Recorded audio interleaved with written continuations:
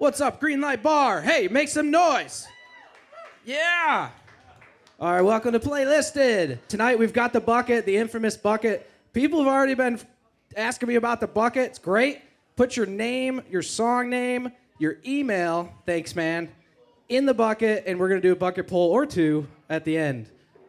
Get ready for episode 65 of Playlisted. Please welcome your host, Austin Burke. Come on.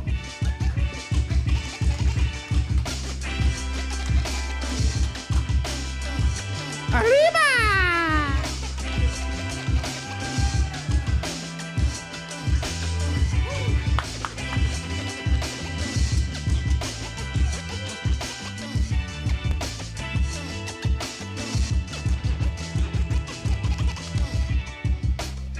Oh, how we doing, everybody? Y'all feeling good tonight?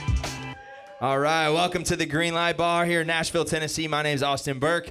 Got Cody Hawkins, hey. Mikey on video, Holt run sound somewhere over here. Going to be a good night tonight. We have a lot of artists and a very special guest I'm excited to have.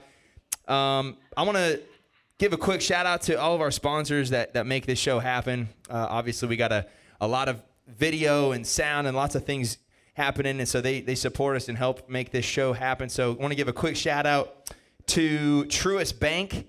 Truist Bank has been around for a long time here in Nashville, but Truist Sports Entertainment Group started here in Nashville in 1987, and they've been supporting country music songwriters and artists for a very long time. If you don't have a bank yet, check out Truist Bank. They specifically look at artists and songwriters and know how to help with your money. There's so many different ways we get paid. So Truist is one of our sponsors. Big shout out to them. Also, Pantalones Tequila. Let me hear that sound, Cody. Come on. There we go. It's Cinco de Mayo tomorrow. I'm dating the podcast, but Pantalones Tequila, we got $6 Pantalones tonight, all night as long as the podcast is going. Get your Pantalones Tequila. Make sure you're 21 and up. Got some really exciting stuff for CMA Fest we're doing with them. Some stuff we're working on all over. So get your Pantalones. Put an orange slice in there too. Yeah, get the repo and put an orange slice in there. It's fire. Try some gins. Try some ginger in there too. Ginger. Shit. And then we got a new sponsor, and I'm very excited about this one. Kimes Ranch. They're from my hometown of Scottsdale, Arizona. It is the best jeans, the best clothing, the best Western wear. But because of them, and we've been working on this for a long time, I'm super excited. Every single artist that performs on the show gets a one-of-one Kimes Ranch hat with the Playlisted logo on the side. We got gray, we got white, and just from being on the podcast, you get a very nice Kimes Ranch hat. So big shout out to them. Man, I'll be honest, we've been trying to get this guy for a long time. We've had a lot of songwriters specifically say, you got to get Jordan, you got to get Jordan, you got to get Jordan. My invite was stuck in his inbox in the hidden request. So if you're an artist or songwriter, check that thing. There's sometimes some good goodies in there. But Jordan is, I know him as an artist. He's been writing songs for a long time. He's one of the best to do it, and he is probably one of the hottest young songwriters in Nashville right now. He's very sought after, and he's going to do some big things. Already has. Give it up for Jordan Walker. Yeah, baby.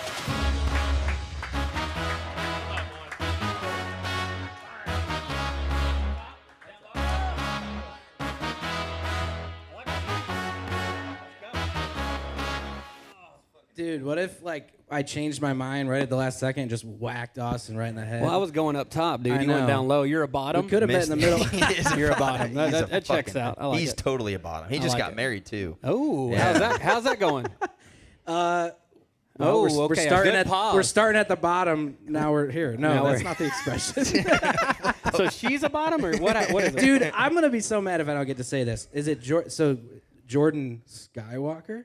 Ooh. It's not. You know but what it day should it is. be. You know what day it is. You know what's funny is I have a daughter who is 5 as of yesterday. Happy birthday to her. And I'm not a Star Wars or a Star Trek guy. So when the doctor said we were due May 4th, all I thought was all of the Star Wars nerds are going to be like, May the 4th be with you. And I go, babe, you got to hold that daughter in one day or you got to have her one day Oh, early. my We had her God. May 3rd. So Let's it worked go. out. I'm a poser, actually. I'm not a huge fan. Anyway, But No. it is today. It is today. Yeah, it is May the 4th. We got a good show. I'm gonna explain the show to y'all that might not know what's going on, and I'm gonna explain it to you. Yeah. Basically tonight we got 5 artists that are gonna perform tonight. They're gonna sing a song. They're gonna try to impress the crowd, try to impress us. And again, I try to get the best of the best from Nashville: songwriters, artists, music professionals, and this is the only place in Nashville where you can perform a song and get honest feedback on your song from some of the best to do it. And it's not, it's a little bit of a writer's round, a little bit of a podcast. We're going to ask you questions, get to know what makes you tick. Outside of music, I like to find out, like, who are you as a person? So in between that, I'm going to be interviewing Jordan, asking him all kinds of questions. I'm super excited about it. But, man, let's just get started. Let's get the first name out of here. Come on. Am I drawing? You're drawing. Let's go. Ooh. Let's see here. I'm going to take this guy right here. Coming up first to the stage. Coming up. Tyler Kors? I mean, I know you. We were talking a little bit backstage, but I know you as an artist, and I think man. it's going to be super fun to get your perspective on things. Being an artist first, now a hit songwriter, what has kind of that journey been like for you in Nashville? Man, it's been wild. So I actually moved to Nashville in 2012, and I kind of had the mindset that I was just going to be a songwriter. Didn't really plan on doing the artist thing. I'd done the artist thing for like 3 years in Texas, and I realized that you could come be a songwriter and get to go home to your kids every night and do that thing. So that was my dream.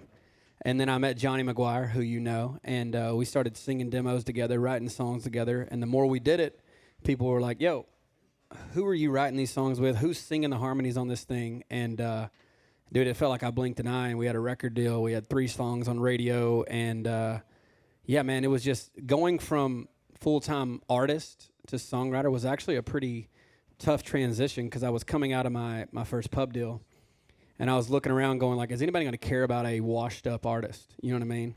But luckily I had some notches in my belt as far as songs written that had been outside cut, and at the time I had a #1 single on Luke Combs, and had some offers on the table, and it was a weird transition. I just got married. I just bought a house, and I looked at my wife and said, hey, I don't have a job. So she was like, what the hell are we doing? But luckily, I signed over at Sony in 2019, right after I left the band, and been there 7.5 years. So, yeah, man. That's awesome, man. Yeah, dude. And so how can you, and I was going to ask this later, but can you talk a little bit about writing with Luke and that song specifically? Yeah. I don't want to give it away, but like, how did that come about? Did you know him before? No, dude, it's crazy. This is I tell this story all the time because it's true, and it's like one of my favorites. I signed my record deal in 2015 with Johnny, a duo called Walker McGuire, and we were out at Losers that night celebrating, drinking. We got this big advance from the label, and we were like, let's go drink and invite all our buddies, and we did that. I didn't realize that when you get an advance, you have to pay all that shit back. So I drank all that beer, and then I was like, I owe Broken Bow $100,000. But that night I was out interest. there. Yeah, no doubt. And I'm out there drinking that night, and my buddy Ray Fulcher shows up to celebrate with us. And he was like, hey, dude, I got a buddy that just moved here from Carolina. He's going to come over in a little bit and have some beers with us. He's working right now. He was a bouncer at Blue Bar across the street. Yeah, dude, that place is no longer in existence. But Luke walked over. We met that night, got very, very drunk. And, dude, we wrote When It Rains It Pours the next day.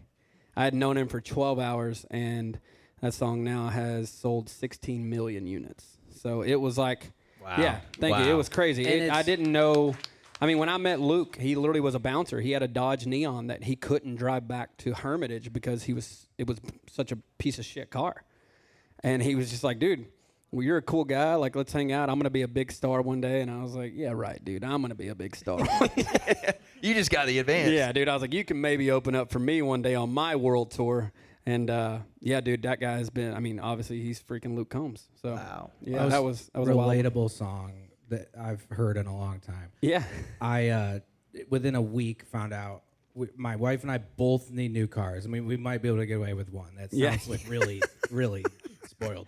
But we both need new cars, like, seriously. And then our roof, like, we need to get a new roof, like, when it rains, it pours, dude. Within the year. Like, they're like, no, dude, it's seriously. funny you say that. My structural engineer comes out and says, my brother called me today, and he was like, I was like, how's your week going? He goes, good, man. I'm working a lot, making a lot of money, but I just found out that my dog has some kind of disease and my car needs $3,000 worth of work. And then he ended it with saying, you know what they say, dude? When it rains, it pours. I was like, yes, sir. That is awesome.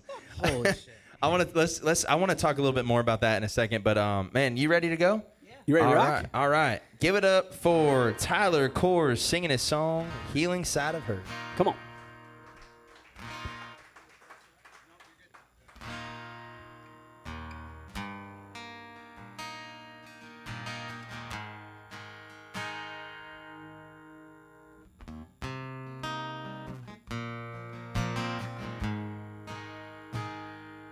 I don't lay in bed and miss you, but I still see you in my dreams.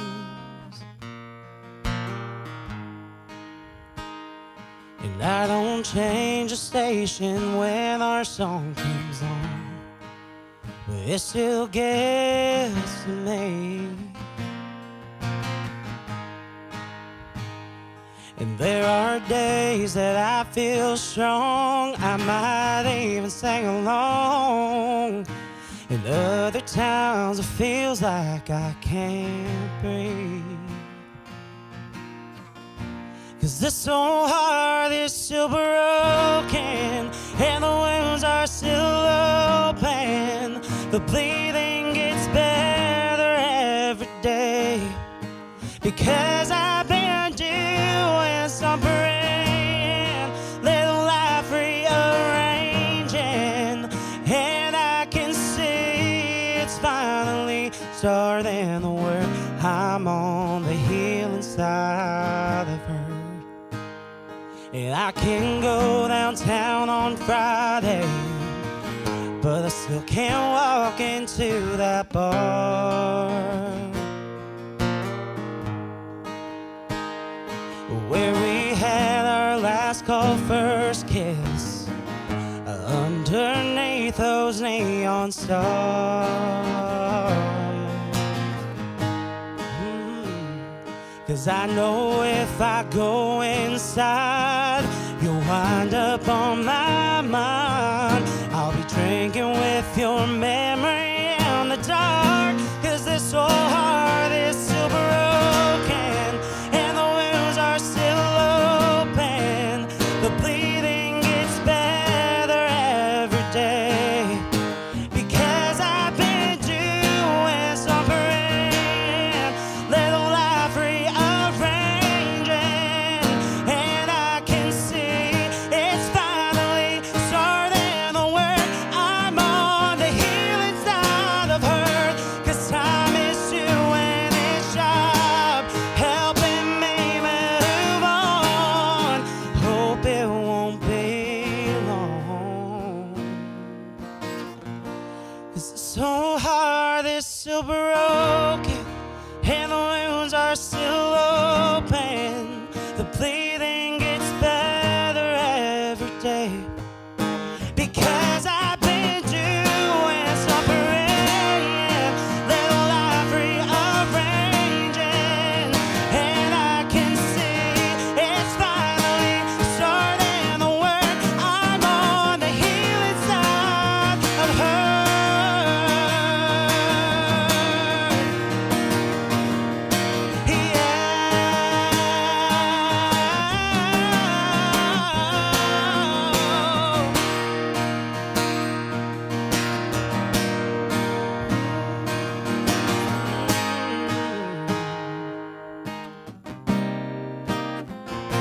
Cause I don't lay in bed and miss you, but I still see you in my dreams.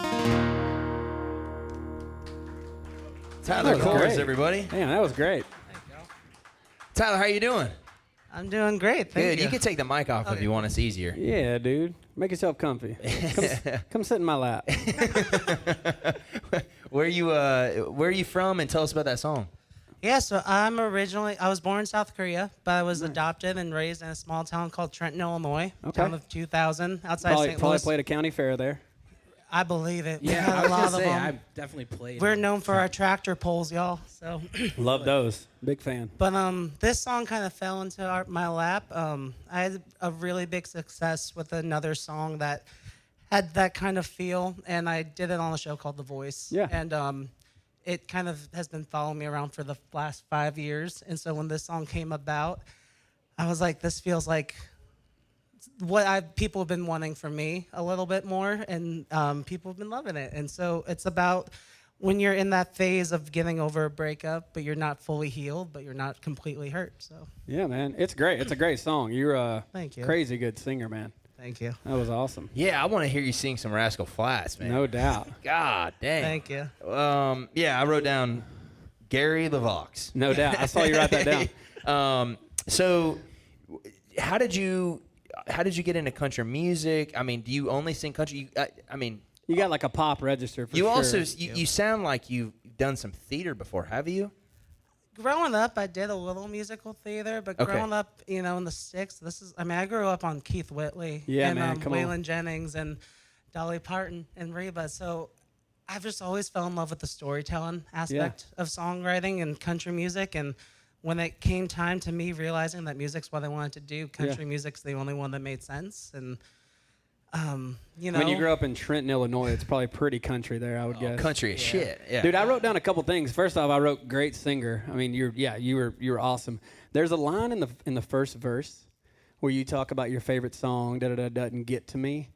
I wanted the next line to be a little bit tougher, like in the sense of like maybe your favorite song doesn't get to me. Hell, sometimes I even sing, like something about kind of in your mind moving on, even though the whole song's kind of about you going back and forth. But besides that, dude, last thing I would say about it is I thought the bridge, when you kind of come down and keep that middle melody, I think if you would have kicked ass and stayed up and then came down for chorus 3 before your big note, because that energy coming out of the solo is so tough, and I'm assuming there's a guitar behind it.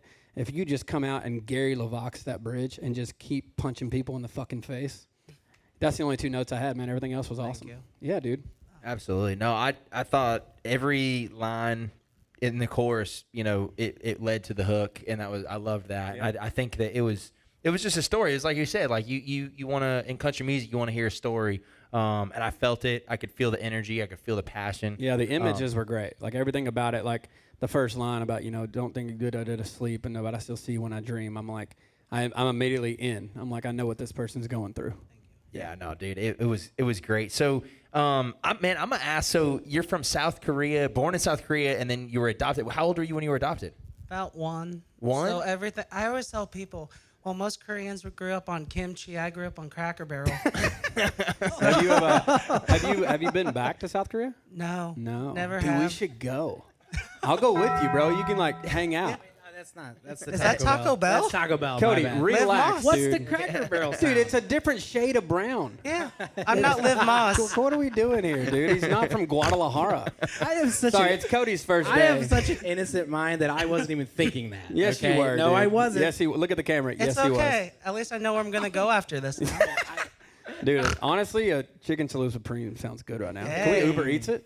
We should. Oh yeah, we should. We should. I want to sing like you after I bite into a crunch wrap. Oh, When did you? that was also a weird comment. No, you ever bite into something that's so good you're just like. The jalapeno cream's gonna I'm lose gonna- I feel lose like- my vocal cords. I feel like singing like Tyler right now. I just love that Oh my this God! is filmed. Eat your mozzarella sticks and shut up. I'm gonna be honest. He's been telling us all day he was gonna ring the Taco Bell chime just to No, make I that did joke. not. Cody needs to just eat his mozzarella I'm sticks. honored That's it, to have dude. been Chill the- out for a second. Yeah. I didn't comment. All right, so you're adopted at 1. How do you get into music? Were you always like? Did you know you loved to sing like from a young age, or? Yeah, so I grew up, no one in my family does music, and again, there's no places to really play, and Rob's been in my hometown because we've done the festival once. Oh, you're from Trenton too. No, he's Oh, no. okay. But Like, damn, dude, all 2 of them are here. Right? But I grew up watching American Idol and just thinking, dang, it'd be so cool to do that. And then when I went to college, one of my mentors was George Casas, and he was Gloria Estefan's band leader and bass player. And he kind of took me under his wing and kind of showed me what Nashville was. Where'd you go to college? Greenville College in Greenville, Illinois. Still small. Shit, never heard of her. Dude, he got out, dude. He was Yeah. like, Yeah. I'm out Bro, of Trenton, dude. small I'm going to the steps. big city. Dude, Small steps. this guy's a survivor. Survived Yeah. fucking South Korea, Trenton, Illinois, Greenville, Greenville, Illinois. fucking Illinois. Where I do you mean, live now? You live here in Nashville? God. Yeah, I've been here 7 years. What part of town? The Nations. Okay, so now you got some money under you. I like it. I love that you think that. He's like, I have 14 roommates. Dude, I do have He roommates. now lives in the entire nation. hey, tell me real talk. What was Wouldn't it the be funny voice if he like? lived on like Korea Street in Oh the my Nations? God. But I know it's all states, but that would be awesome. Yeah. What was the voice like? What was the voice like for real? I loved it. So my whole story with them was being Asian in country music, but also I had auditioned for The Voice and American Idol 86 times before finally making it on. Guy's not a quitter. I like it. And we were the COVID season, so we were out there, and the best part was just the connections that you make out there. Yeah. And then it kind of led to me coming back to Nashville and kind of. Whose team were you on? So I always love saying this. So I was a no chair turn. And then I was supposed to come back for a season, and they never did. So then I went to do a show on Fox called I Can See Your Voice, and Yeah, I saw that. ended up winning that and got a duet with Maddie and Tay. I'm gonna tell you what, dude. My chair, I would have turned my chair at least halfway for you. Maybe not all the way, but no, I'm kidding. I would have came all the way around. Well, I was gonna say Luke Combs mentioned he auditioned, never even got a Dude, chair turn. okay, so I've works got to out. ask you this. Yes. Because like I never did the singing show thing. I know some people who did. Yeah. 86 times over how many years? 11. So you were doing 2 a quarter basically auditions. I would audition about 2 or 3 times per season for each show. Holy shit, dude. Well, hey, here's the deal. You know your passion, you know your love, and you're like, if this is my lane, which I'm always told people, put on your blinders, find your, because there's some people Yeah. in town, honestly, candidly, Yeah. that'll say, oh, this kid was on a singing show. Yeah. I'm not going to do that. But I'm to the point where, like, everybody's got their different path, and we have superstars in this format Yeah. who have come from one of those shows. We also have guys like Luke Combs, like you said, Yeah. who was turned down a few times, so. And for me, it made so much sense back then because, again, I came from a town in 2000 and stayed there, and there was no opportunities. It was kind of the way out, right? Yeah. So then when I found Nashville, I was like, oh, there's so many other outlets. Yeah. And oddly enough, they reached out when I was here, and I was like, it's an opportunity. I'm not. That's gonna awesome, say no. dude. So I'm gonna ask you a question they won't ask you on The Voice. What's the baddest shit you've done, man? You ever gotten in any trouble? You ever punched a bouncer or anything? Yeah. You want to punch a bouncer? I'll find you a bouncer. You seem like a nice Does guy. this place have bouncers? This guy with the beard looks like a fucking bouncer. Yeah, you do look Dude, like a you're the closest thing we If have to I a gave you bouncer. $100, would you punch him in the face?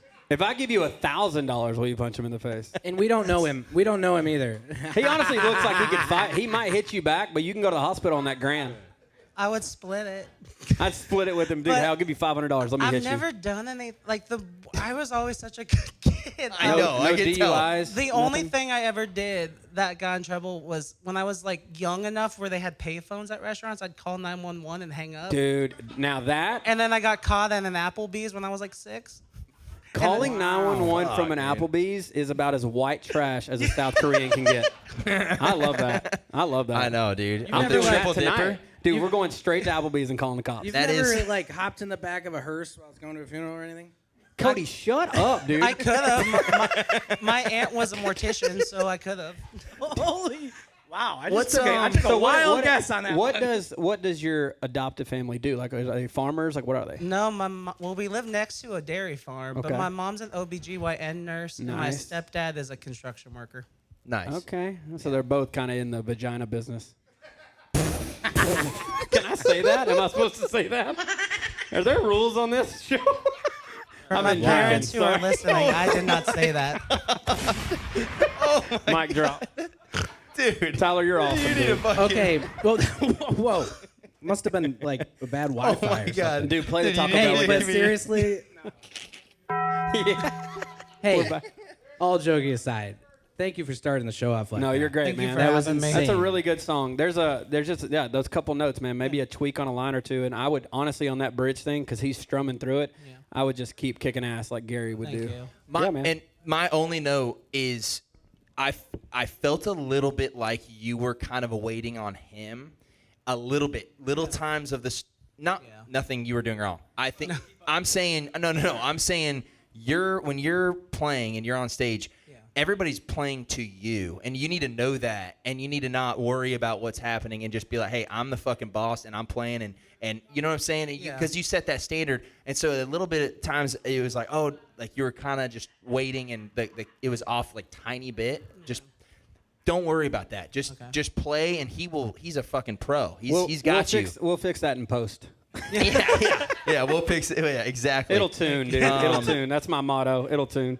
Oh, yeah, it'll tune. But here's the good news. So just by being on stage, every artist automatically, we have two playlists. What the fuck am I saying? We have 3 playlists. One's on Spotify, and we also have Apple Music. But just by being on the show, you make the roster, every artist. So go check them out on Apple Music, on Spotify. We also have something called Rotation. Rotation is just like what they do in country radio, which is fucking dying. No comment. I've got songs on radio. I know. I'm just kidding. I know. They test it out. They let the people see if they like it, allegedly. And they have people, see if they like it and shit like that. And that's Rotation. So if you really do okay, whatever, we like it, we'll let the fans decide. Is that song You're on out Rotation. anywhere? Can we listen to that? Yeah, so it's out. It's been out since April. Nice. It's a duet. Who produced it?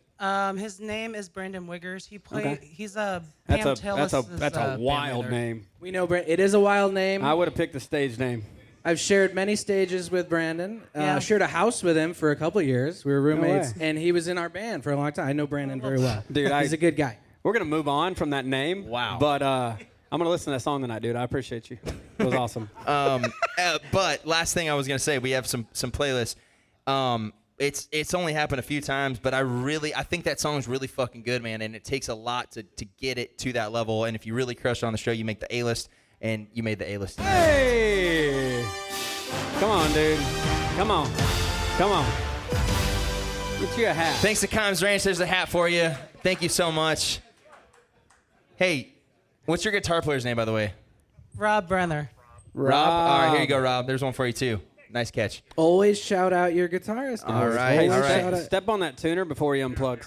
Give it up There for we go. Tyler Kors, Tyler, everybody. y'all get over Tyler. That was awesome. This is going to be fucking that's fun. an interview. I'm excited, dude. Come on, dude. I've been excited to Let's have you roll. on this show for a long fucking time. I've been excited to be here for like 3 This is hours. awesome. Let's go. You guys ready to have a good time tonight? John's next. Oh, fuck. John's next. Thanks. This is your show. I don't know. Wait, let's John's do that next. again. Get up here, John. All that- John, I thought you were going to be waiting here ready to go. John gets walk-up music John. because of how let's shitty of go. a job I did. John's got like a Hemsworth vibe, dude. Oh, you're playing guitar, not dancing. Sorry, my bad. Oh, Holy yeah. shit. God. All right. Let's dude, you're like a hipster Chris Hemsworth. It's pretty dope. Like if you had muscles and no shirt on, you'd be He Chris kind of looks Hemsworth. like the dude from You a little bit too. With when he's like, I have muscles. I He like went it. to Do you live in East Nashville? No, I don't. Fuck, I could have swore you did. What part of town you live in? Antioch. Pretty close. We've already fucked him up enough, dude. Let's be. Moving on.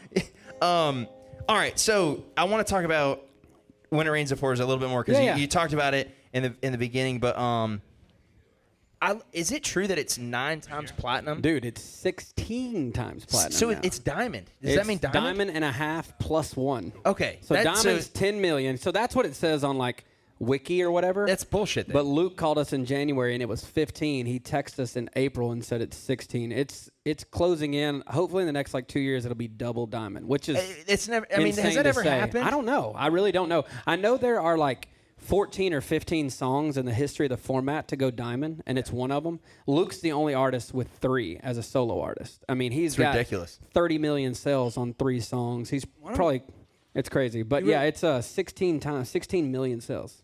That's ridiculous. So, can you explain to people kind of what that means from a songwriter perspective? Because I don't, the numbers and all of it, like it doesn't really make sense to people. Yeah. Can you like, you don't need to talk about money. I'm Yeah, not gonna yeah. make you do that. No, but can you break it down like what that means? So it's weird now because back in the early days and all the way through until streaming platforms became a thing, it was hard copy units. You would go to the show, you would buy a record, that was 1 unit. If you had 1 song on there, you sold 1 unit. If you had 4, you sold 4 units.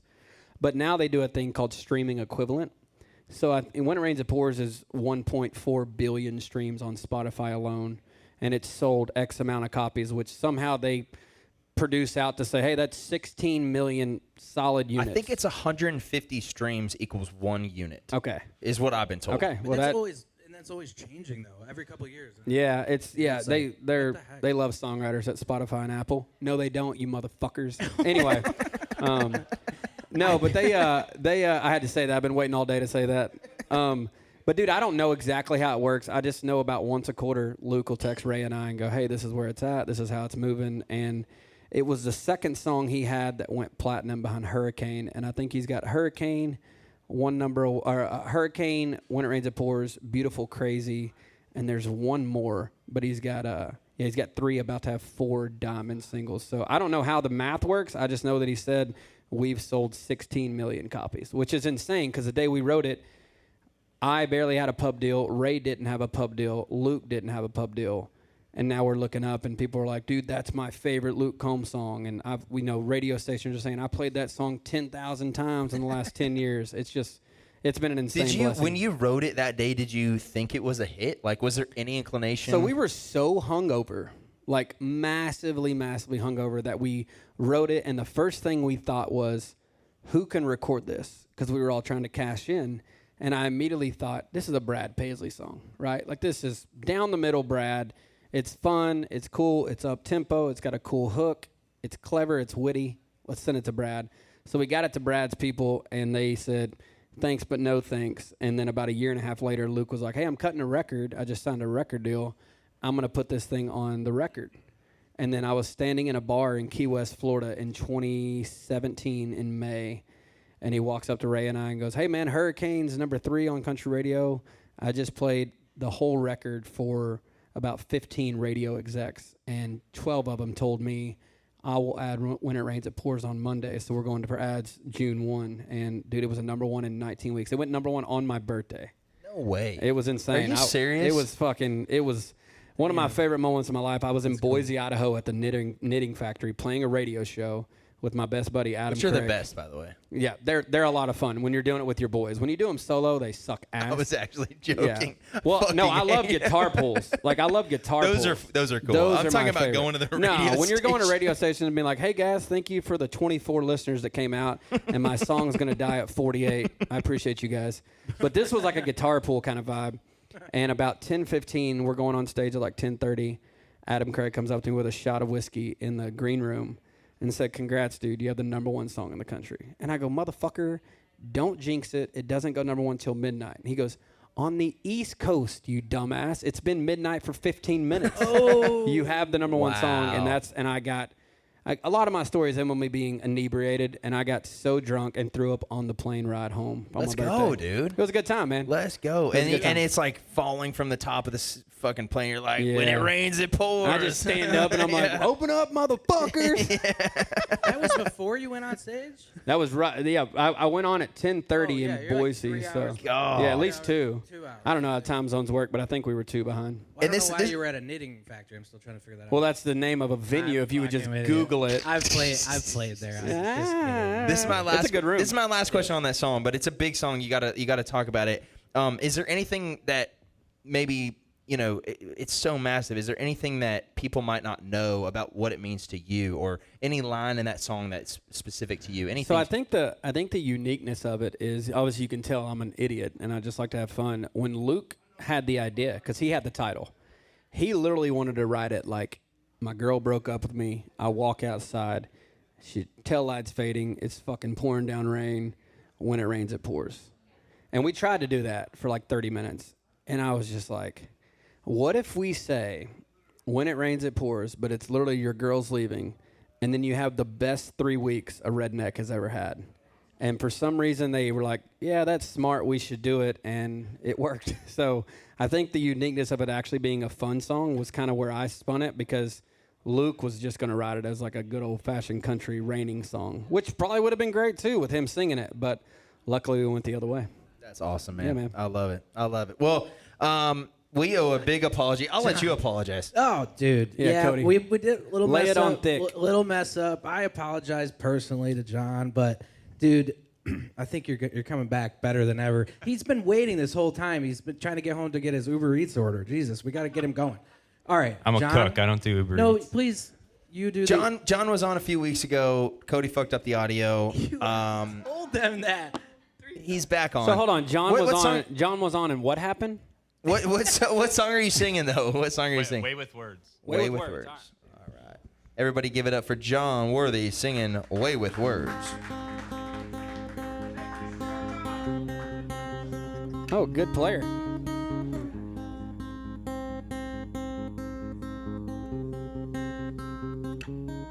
She's got a way with words. 15, you know, she thinks the world is hers. Never really felt the need to self-preserve.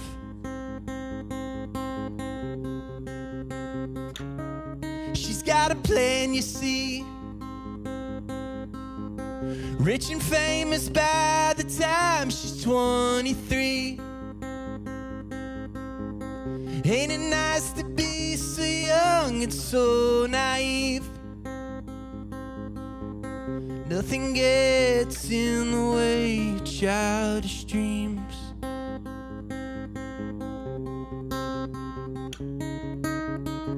Stand tall, fight on. You don't gotta live like this no more.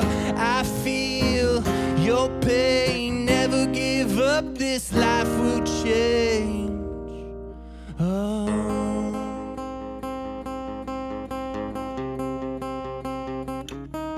And now she's 25, living in an apartment on the east side. Nothing ever goes the way she fantasized. Well, on her way to feeling wrecked inside.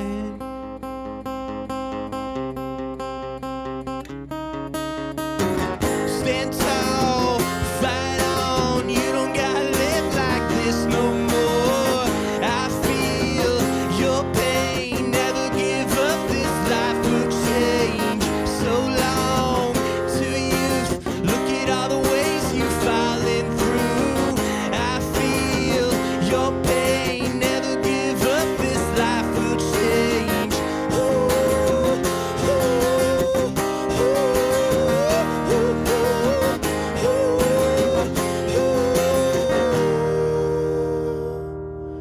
and now she's 29, broken down and feeling like she can't survive. No one told her this is what it means to try.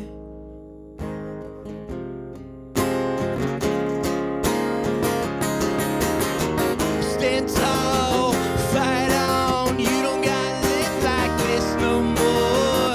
I feel your pain. Never give up, this life will change.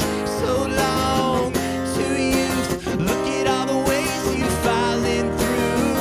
I feel your pain. Never give up, this life will change. Ooh, ooh, ooh,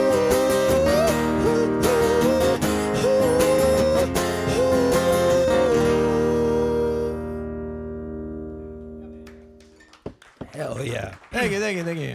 Give it up for John Worthy. John. Thanks for coming back, man. Oh shit. Thanks for having me. Absolutely. Thanks to Cody for fucking it up. How you doing, bro? Dude, How you're you not doing? gonna believe What? this. Do it again. Do it Next again. song, next How song. you doing, bro? I've been good, man. Good. Where are you from, John? Pittsburgh. Oh, my Pennsylvania. wife's from Pittsburgh. Where Really? at? South Hills? Okay, Upper my St. wife's Clair? from Robinson. My mother-in-law lives in Okay. Bethel Park. My father-in-law lives in Cranberry. Cool. Dude, I fucking love Pittsburgh. Yeah, it's a great It's city. rad. It's rad. Are you a Steelers fan now? Well, that's my AFC team just because my wife. I'm a Packers fan, dude. Go Pack. I grew up a Brett Favre fan. I'm from Texas, so it's kind of a sin because my whole family are Cowboys fans. But fuck the Cowboys, dude. If you pray for something to change for 30 fucking years and it doesn't, you're the idiot, not me. That's for my mom, my uncle, my dad, all my brothers. You guys are fucking clowns. Oh my god. Anyway, sorry. Damn. Anyway, dude, love Pittsburgh. Love Yeah, Pittsburgh. it's a great city. Go Lurs, dude. John, you travel a lot and play kind of all over in different Yeah. places, if I remember right. Have you been traveling a lot lately? Yeah, or- I got back like 2.5 weeks ago from South America. I did 14 shows, and then I just did Oklahoma, and then I'm going to Europe this summer for 3 weeks, and then I'm going awesome. back to South America for 6 weeks. Are you doing Nice. headline stuff or are you out there with somebody? It's all DIY. Nice, dude. So Booking you're my booking own yourself? shows. Yeah. I've made a lot of contacts just all over the world, and I'm able to like finagle my way into staying with people and dude. and play some cool shows. I love it, dude. That's the fucking grind, man. Yeah. Like that's No, like he you're hustles. doing it. That's He freaking hustles. awesome. Combining my two loves of traveling and music. So Oh, I Nice. thought you were Are going to you- say traveling and Latinas. Oh, That's in there. And That's mixed in there. Traveling and Oklahomans. muchas Latinas. Are you here in Nashville full time? Yeah. Nice, yeah. cool, man. Yeah, how long you been here? I've been here 12 years. Nice, dude. Yeah. How you liking it? You digging it? It's tough. I've been through so many iterations of bands and friends. I'm on like my fourth group of friends now because everyone Yeah. moves away. Yeah. But That I've been happens. full-time music for 4 years, and I have a really nice setup that I'm able to just go do whatever I want and travel and play. So So I'm it's- assuming everything you do is like acoustic. No, Or I you go usually full play band full, like South full America? band is like my real thing. No shit. Yeah. So when you went to South America, you took a band? So I didn't take a band. I've met people that perform, learn my songs, and then play with Dude, me. that's brave as So fuck. I That's played awesome. 14 shows. 6 of them were full band, and then the rest I did solo. That's awesome, dude. Yeah. That's unbelievable. That's awesome. You dating anybody? Dude, wait. No, it's a question. I wouldn't say one don't know. person. No. Oh! My boy okay. John is I was gonna say. about I it. mean, you travel a lot. Do you ever like meet people? I usually stay with different women in these cities. Let's Really? go, John. Let's go. My dog. FLDS Fucking- in the building. My Let's dog. go. They Actually, take that out. My wife is going to watch this later. Yeah. John, they won't be able to understand what I'm saying, so that's all good. Language barrier. We're good. Dude, No, they do dude, that's offer subtitles now, but I'll take them off here. No Espanol subtitles on this one. That's crazy. What's the favorite place you've been to so far? I did a really cool show in Tokyo in February. That was awesome. Bro, I love the international That vibes. blew me away because everyone sang in English, but they didn't really speak great English. So I don't know how. I didn't get to ask, like, are they translating their Japanese lyrics into English? But it was really cool to hear them sing in English. It's kind of like when I sing it was Live like in La very Vida Loca. American hipster, like rock and roll, indie rock music. It was really cool. Dude, that's awesome. Dude, your vibe is sick, man. Like your Yeah. music's cool. I'm excited to listen to some more of your music. And I always say this, like, this is not a country music show. This is a music show, and it's really cool to have somebody like you on here because I think you bring an element that's super unique and fresh. And it's also Nashville. Like, Nashville is such a music city It is. now. That's why they Like, call it Music City and not Country Music City. yeah, Like, but you it's can do anything. but here. it really was a country music city when I moved here. Yeah. And now it's not, dude. Like No. that's what you said, East Nashville. Like, I'm telling you, you go Yeah. to East Nashville. Oh, dude, it's everything. It's fucking cool. Like Yeah, yeah. there's Did a you ever lot spend of any bluegrass. time in L.A.? I've played a bunch of shows there. My ex is from LA, so we would go there a Nice. lot. Yeah. Well, dude, I just wanted to talk about the song. Yeah, yeah. I love the song. I love the way you were going with it. There was a couple things. I love the verse melody. I thought it was badass. I love like you started more like in a mid-high register instead of starting in your typical like lower. Here comes the chorus. Yeah. The only thing that kind of got me with the song is it felt like from verse to chorus there was a little bit of a disconnect. Okay. Like I felt like your picking thing and your melody there was really cool, and then you rocked out the chorus, and it may translate with a band. Yeah. You can have the drums feel and everything, but acoustically, it felt like I was listening to two different songs. I love what you were saying lyrically, but as far as the feel, it just kind of felt like two different things. But I mean, overall, I think the chorus was badass and the verse was badass.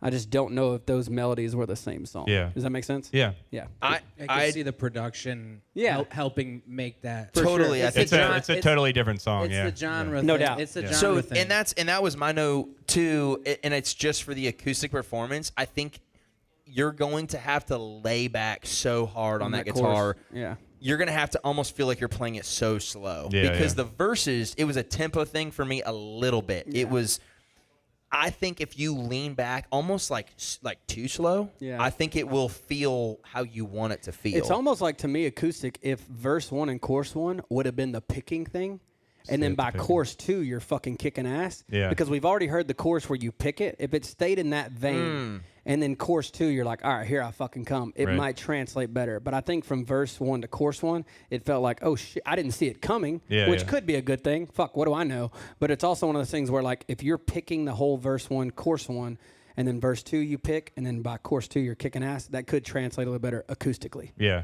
Yeah, man. Yeah, I get But that. no, dude, I think my favorite part about you, and I wish the episode before didn't get screwed up thanks to Cody, but Cody, trash. you hustle, bro, and you're a worker, and you're finding a way. And I think in today's age of music, you just have to do what you're doing. You have to go and think outside the box. Yeah. And that's my biggest fucking problem. I'm just going to say it with country music is they're so stuck in Nashville and think that Nashville is the end all be all. And it's like, it takes people like you to say, no, there's music, there's fans everywhere. And now Nashville's starting to realize, oh my God, we have fans in Australia. Let's No go. doubt. Now No we doubt. have fans that let's go do the what is it called? You did it, in London. C2C? C2C, Yeah, I've like done that. Germany. in Canada, Germany. like there's things happening that people are like opening their eyes and like, Well, oh my God. especially with like streaming. Like, I mean, think about how many people worldwide are just listening to a random fucking shuffle of songs. Right. And you could be getting fans right now in Tokyo, in Yeah. South America, in Australia, and you don't even know it. So the fact that you're reaching out,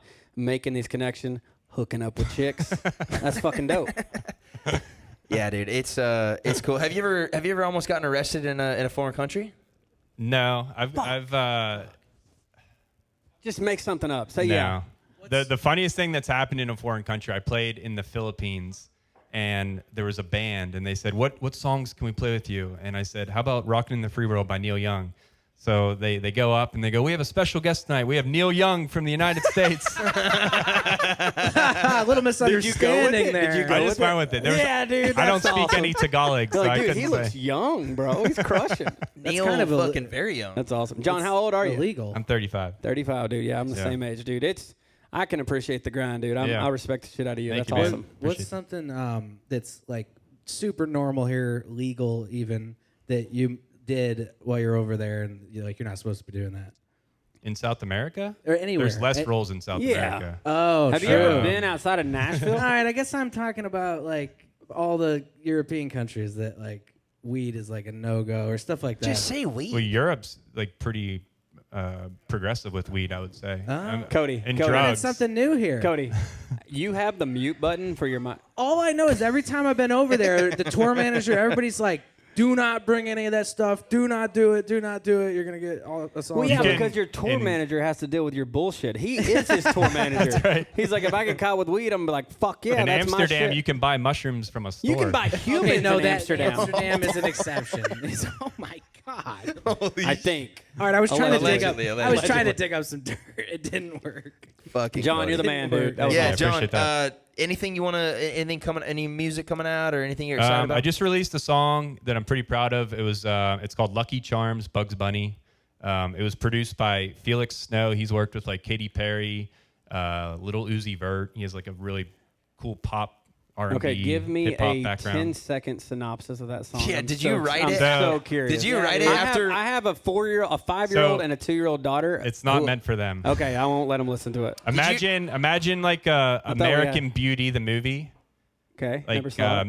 messed up family, and then it's all about wanting to go back to your childhood and eating Lucky Charms and watching cartoons. Oh, Okay, that's cool. That's cool. I got So- you. And it's like done with a really kind of indie pop vibe. And it's out right now. Yeah, I'm gonna it's been check out that 3 out. I'm gonna weeks. check that out. Hell yeah, dude. Well, I'm gonna put that song that you just played on the A list. Thank Yeah. you. Hell yeah!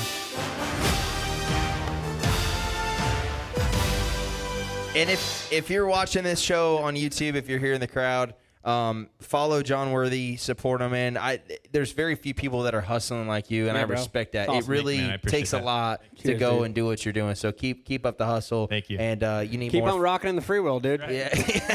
Yeah. Give it up for John Worthy, everybody. Yeah, Come on. man. That's fucking crazy. Miss So Beth. did you ever smoke weed in South America? God, dude, he didn't even say it like that. No, it was more like, have you ever? The best is he goes, have you ever done anything that's illegal somewhere that's legal here?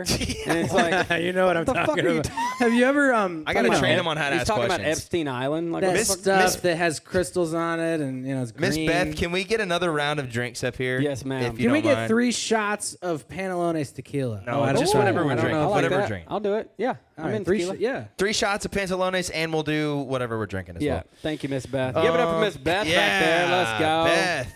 I'm stirring it Right. up tonight. All right. Let's see. Let's get the next name out of here. Yeah, come on. Now we can actually. This is fucking awesome, dude. I love this. Dude, you are All right. hilarious. You need to do stand-up comedy. No, I better not. I've been drinking. By the way, this is John Worthy. He just played. I don't know if you Good remember job. that, Cody. Next, Logan Jarvis. Get up here, Logie boy. And his guitar player, Tony Stark. Tony. Yeah, he's playing. I thought he really had a guitar player. You think he's playing? No, I'm more of a Marvel fan than a Star Wars, May the 4th. Yeah. Yeah. Big dude, I could see you just crushing your meat to some comics. Animation, that's where it's at, baby. Oh my God. Specifically that Captain America. Specifically Captain America. the cartoon. Oh, sir. Fuck anime. Holy shit. Yeah, dude. Cody doesn't. There's What? some. No. Cody doesn't beat his meat? Cody doesn't really talk that much during the show. There's you're doing something. great. I don't know. He's feeling good. He's feeling good. He's tonight. ordering Heart shots. is beating so fast. Are you nervous? I've never tried Coke before, but tonight I felt like it was the night. Jesus. Didn't get it I'm from me. kidding, guys. Holy he's not. Shit. It's just He offered me some in the just bathroom. Adderall. Fuck. Just prescription cocaine. No, okay, I'm sorry. We want to know more. Yeah, what do we want to know? more. Yeah. What the I see your fuck, questions. dude? What happens? Speaking of cocaine. Oh, fuck. So, no. 2015, no, last time I did it. Really? Yeah. Oh fuck! You didn't have to say that. No, I just did. Oh, okay. My wife said, if you ever do it again, I'll leave you. And I was like, I really like this girl. So, Okay, yeah. this is a perfect segue. Yeah. So you met your wife in 2015? 14. Okay, gotcha. Yeah. So you met your wife 2014. You now have 2 daughters. 2. I got a 3rd daughter due in October. Let's go. Yeah, I didn't dude, know baby number that. 3. Congrats. We literally found out like a month ago, and we found out the gender down at the beach last week, and all girls, dude, all the time. That Is there like a man. fake American holiday in October that we can expect? Columbus Day. I don't know. I don't know what day that is. That's not fake. So It's racist, though, evidently. Anyway. Cut all this out. podcast is fucked, dude. This whole show is completely Wait, fucked. my audio cut out. Can we say that again? Yeah. So, yeah, 2 little girls. Speaking of, you got 2 little girls, 1 on the way, and is it your second number 1 with Kane Brown? Yeah. So your second number 1, Yeah. Backseat Driver. Yeah. Thank you. It's Thank it's a man. As a dad, I'm a new dad. I got a 2-year-old. I got a 1-year-old, and it's really cool because now I'm understanding that song on another level. Like the 2-year-old is starting to be like, oh, is that like a? Oh yeah. Is that a all the questions? Bobcat? Is that he knows all the truck? He's a Yeah, truck guy. that's so awesome. actually, you mentioned something. You said you have a skid steer. Yeah. Well, I fucked up big time with him. I was like, "Is that an excavator?" He goes, "No, that's a skid steer." I'm like, "Shut up, dude! No, he Like, he knows chill, his Dad. shit." Chill. So, anyways, it's such a great song because my favorite thing about country Thank you, music is you're in a moment, right? And like seeing my kid in the back seat start to notice things like. How did that song come about? Who'd you write it with? And tell us about it. Yeah, the wildest story. This is probably the wildest. This is my favorite song story, honestly. I'm glad you asked. We wrote that song, dude. It was actually my mom's birthday in 2019. So I didn't even have kids. I had no kids. I had just gotten married 5 months prior, left the label deal in February, and I was kind of like I told you earlier, finding my footing as far as like who was going to write songs with me because I wanted to keep writing and keep at it.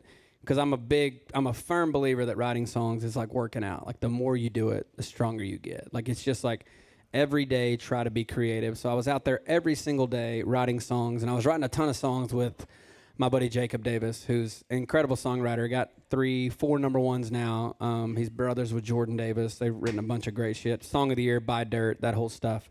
But hey, that screw just came out of the stool, so you might eat shit here in a minute. Yeah. There's another one right over there. Can we get a new fucking stool? I shouldn't have said anything. Fuck, that'd have been such good content. Dude.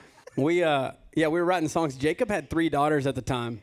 We were writing a song on my mom's birthday. I remember calling my mom that morning and going, hey mom, just wanted to call, tell you happy birthday, love you to death, happy birthday, that whole thing. And she goes, well, thank you for calling me, dude. What are you heading downtown for? And I said, I'm going down here to write. I'm just trying to, write the next one. And she goes, all right, Bubba, I love you. Go to town and try to write the best song in town that day. And we wrote this song, and it was about Jacob's little girls being in the back seat because I had the title Backseat Driver. And actually, his brother Jordan was looking for a song about his kids. So we wrote this song. Jacob looked at me the day we walked out, and he said, dude, you don't know it yet because you don't have kids. But you just wrote a really big song. And I was like, man, I hope so. Could use the cash, And then we sent it to Jordan that day. And Jordan said, man, I love this. I'll look at it for the record.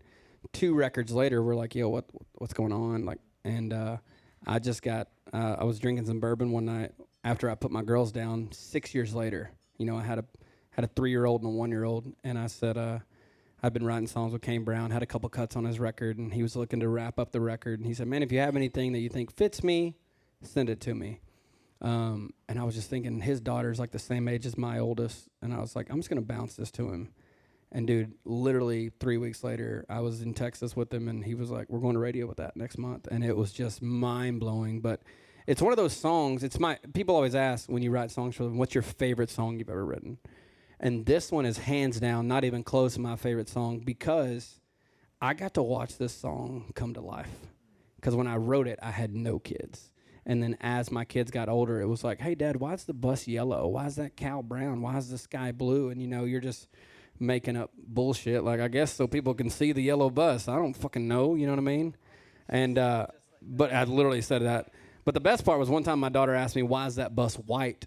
And I was like, well, that says Davidson County Corrections. We never want to get on the white bus. And, but no, man, it's been a dream come true to have that song. And, I just, you know, it's so awesome. Every time I sing it, every time I play it, I think about my little girls, and so it's my favorite song, dude, for sure. That's so cool, man. No, Yeah, it's dude. awesome, and I love. I'm glad that you can relate to it, even having boys. Oh, bro, 100%. Because you got the kid in the backseat just asking you everything, and like, this is that song. 100%. Yeah, and dude. that's the thing, and I want to just I say this a lot during the show, but I'm gonna say even more. If you're a songwriter, we have a lot of people that come up on stage and they try to be vague to appeal to a lot of people. And what you just said, like, that song was about your girls in the backseat, right? Like, that song is about my boys. Yeah. You know what I'm saying? Like, I think the more specific you are, the more that the audience relates to that story. Yeah. And so do not be afraid to be very, very specific, because you'll be surprised. Like, you're talking about UT, you're talking about sand in my boots and East Tennessee, right? Like, no, that's San Diego to me. Like, yeah, exactly. You know what I'm saying? But like, the thing to me that makes sense is like a hit song to me is just a relatable patch of words for 3.5 minutes. If people can relate and gravitate towards it, it becomes a hit. You're not experiencing anything another human has never experienced. Yeah. So if you want to write something about your experience, somebody's gonna fucking relate to it. Totally. And if it turns out to be 100,000 people, boom, you have a hit song. You know what I mean? It's just like, don't get too pigeonholed in your mind in a room. I did it today.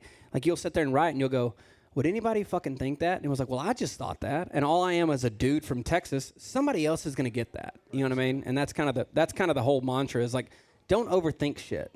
Do not just overthink write what you know. You know 100%. 100%. By the way, we do have a bucket right there. I don't know if anybody wants to put their name in the bucket. We have a bucket. We will do some bucket pulls tonight if we have time. Put your name in the bucket. Thank you, Mikey. Yep. We're going to take these shots while you perform. Sorry, Logan. Shout out to Pantalones Tequila. Is this Matthew McConaughey? This is thing, McConaughey's tequila. tequila. McConaughey. Yeah. All right. Yeah, he's Those are rookie numbers. Those are rookie numbers. Cheers. Cheers, everybody. Play All this. right. Logan. Give it up for, wait, who's singing? Logan. Oh, Logan Jarvis singing a song What's up, first dog? time. Hey, what's the song called? It's called First Time. Oh, I love that. When was your first time? Doing what? Let him. Oh, good answer. I like this guy. Let's hear it.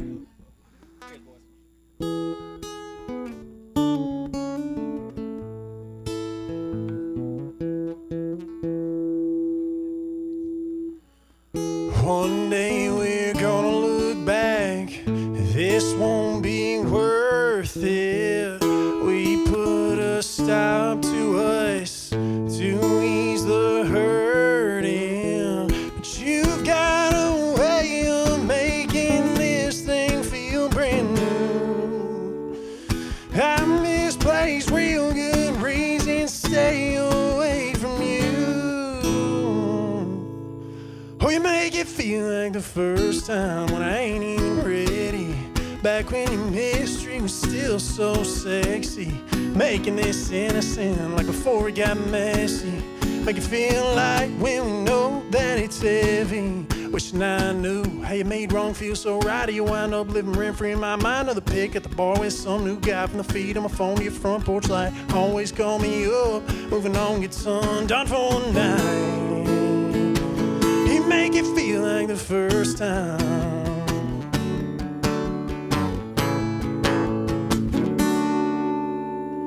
Hey, I ought to pin a blue ribbon to my back for the way that I missed all of your red flags. I see the light when you're gone for a while. Surge on your return and a bone goes black. I can't see all the bruises you left. Start to forget about the tears I've cried. If I've ever said never again, then I sure couldn't tell you that I'm never lied. Oh, you make it feel like the first time when I ain't even ready. Back when your mystery was still so sexy. Making this innocent like before it got messy. Make it feel like when we know that it's heavy. Wishing I knew how you made wrong feel so right. You wind up living rent-free in my mind. Another pick at the bar with some new guy. From the feed of my phone to your front porch light. Always call me up. Moving on, get some done for the night. You make it feel like the last scene on a silver screen. I'm running down the tarmac before you can leave. All our broken pieces make the perfect fit. I wanna try again. When you make it feel like the first time and I ain't even ready. Back when your mystery is still so sexy. Making this innocent like before it got messy. Make it feel like when we know that it's heavy. Wishing I knew how you made wrong feel so right. You wind up living rent-free in my mind. Another pick at the bar with some new guy. From the feed of my phone to your front porch light. Always call me up when long it's undone for the night. Yeah, you make it feel like the first time.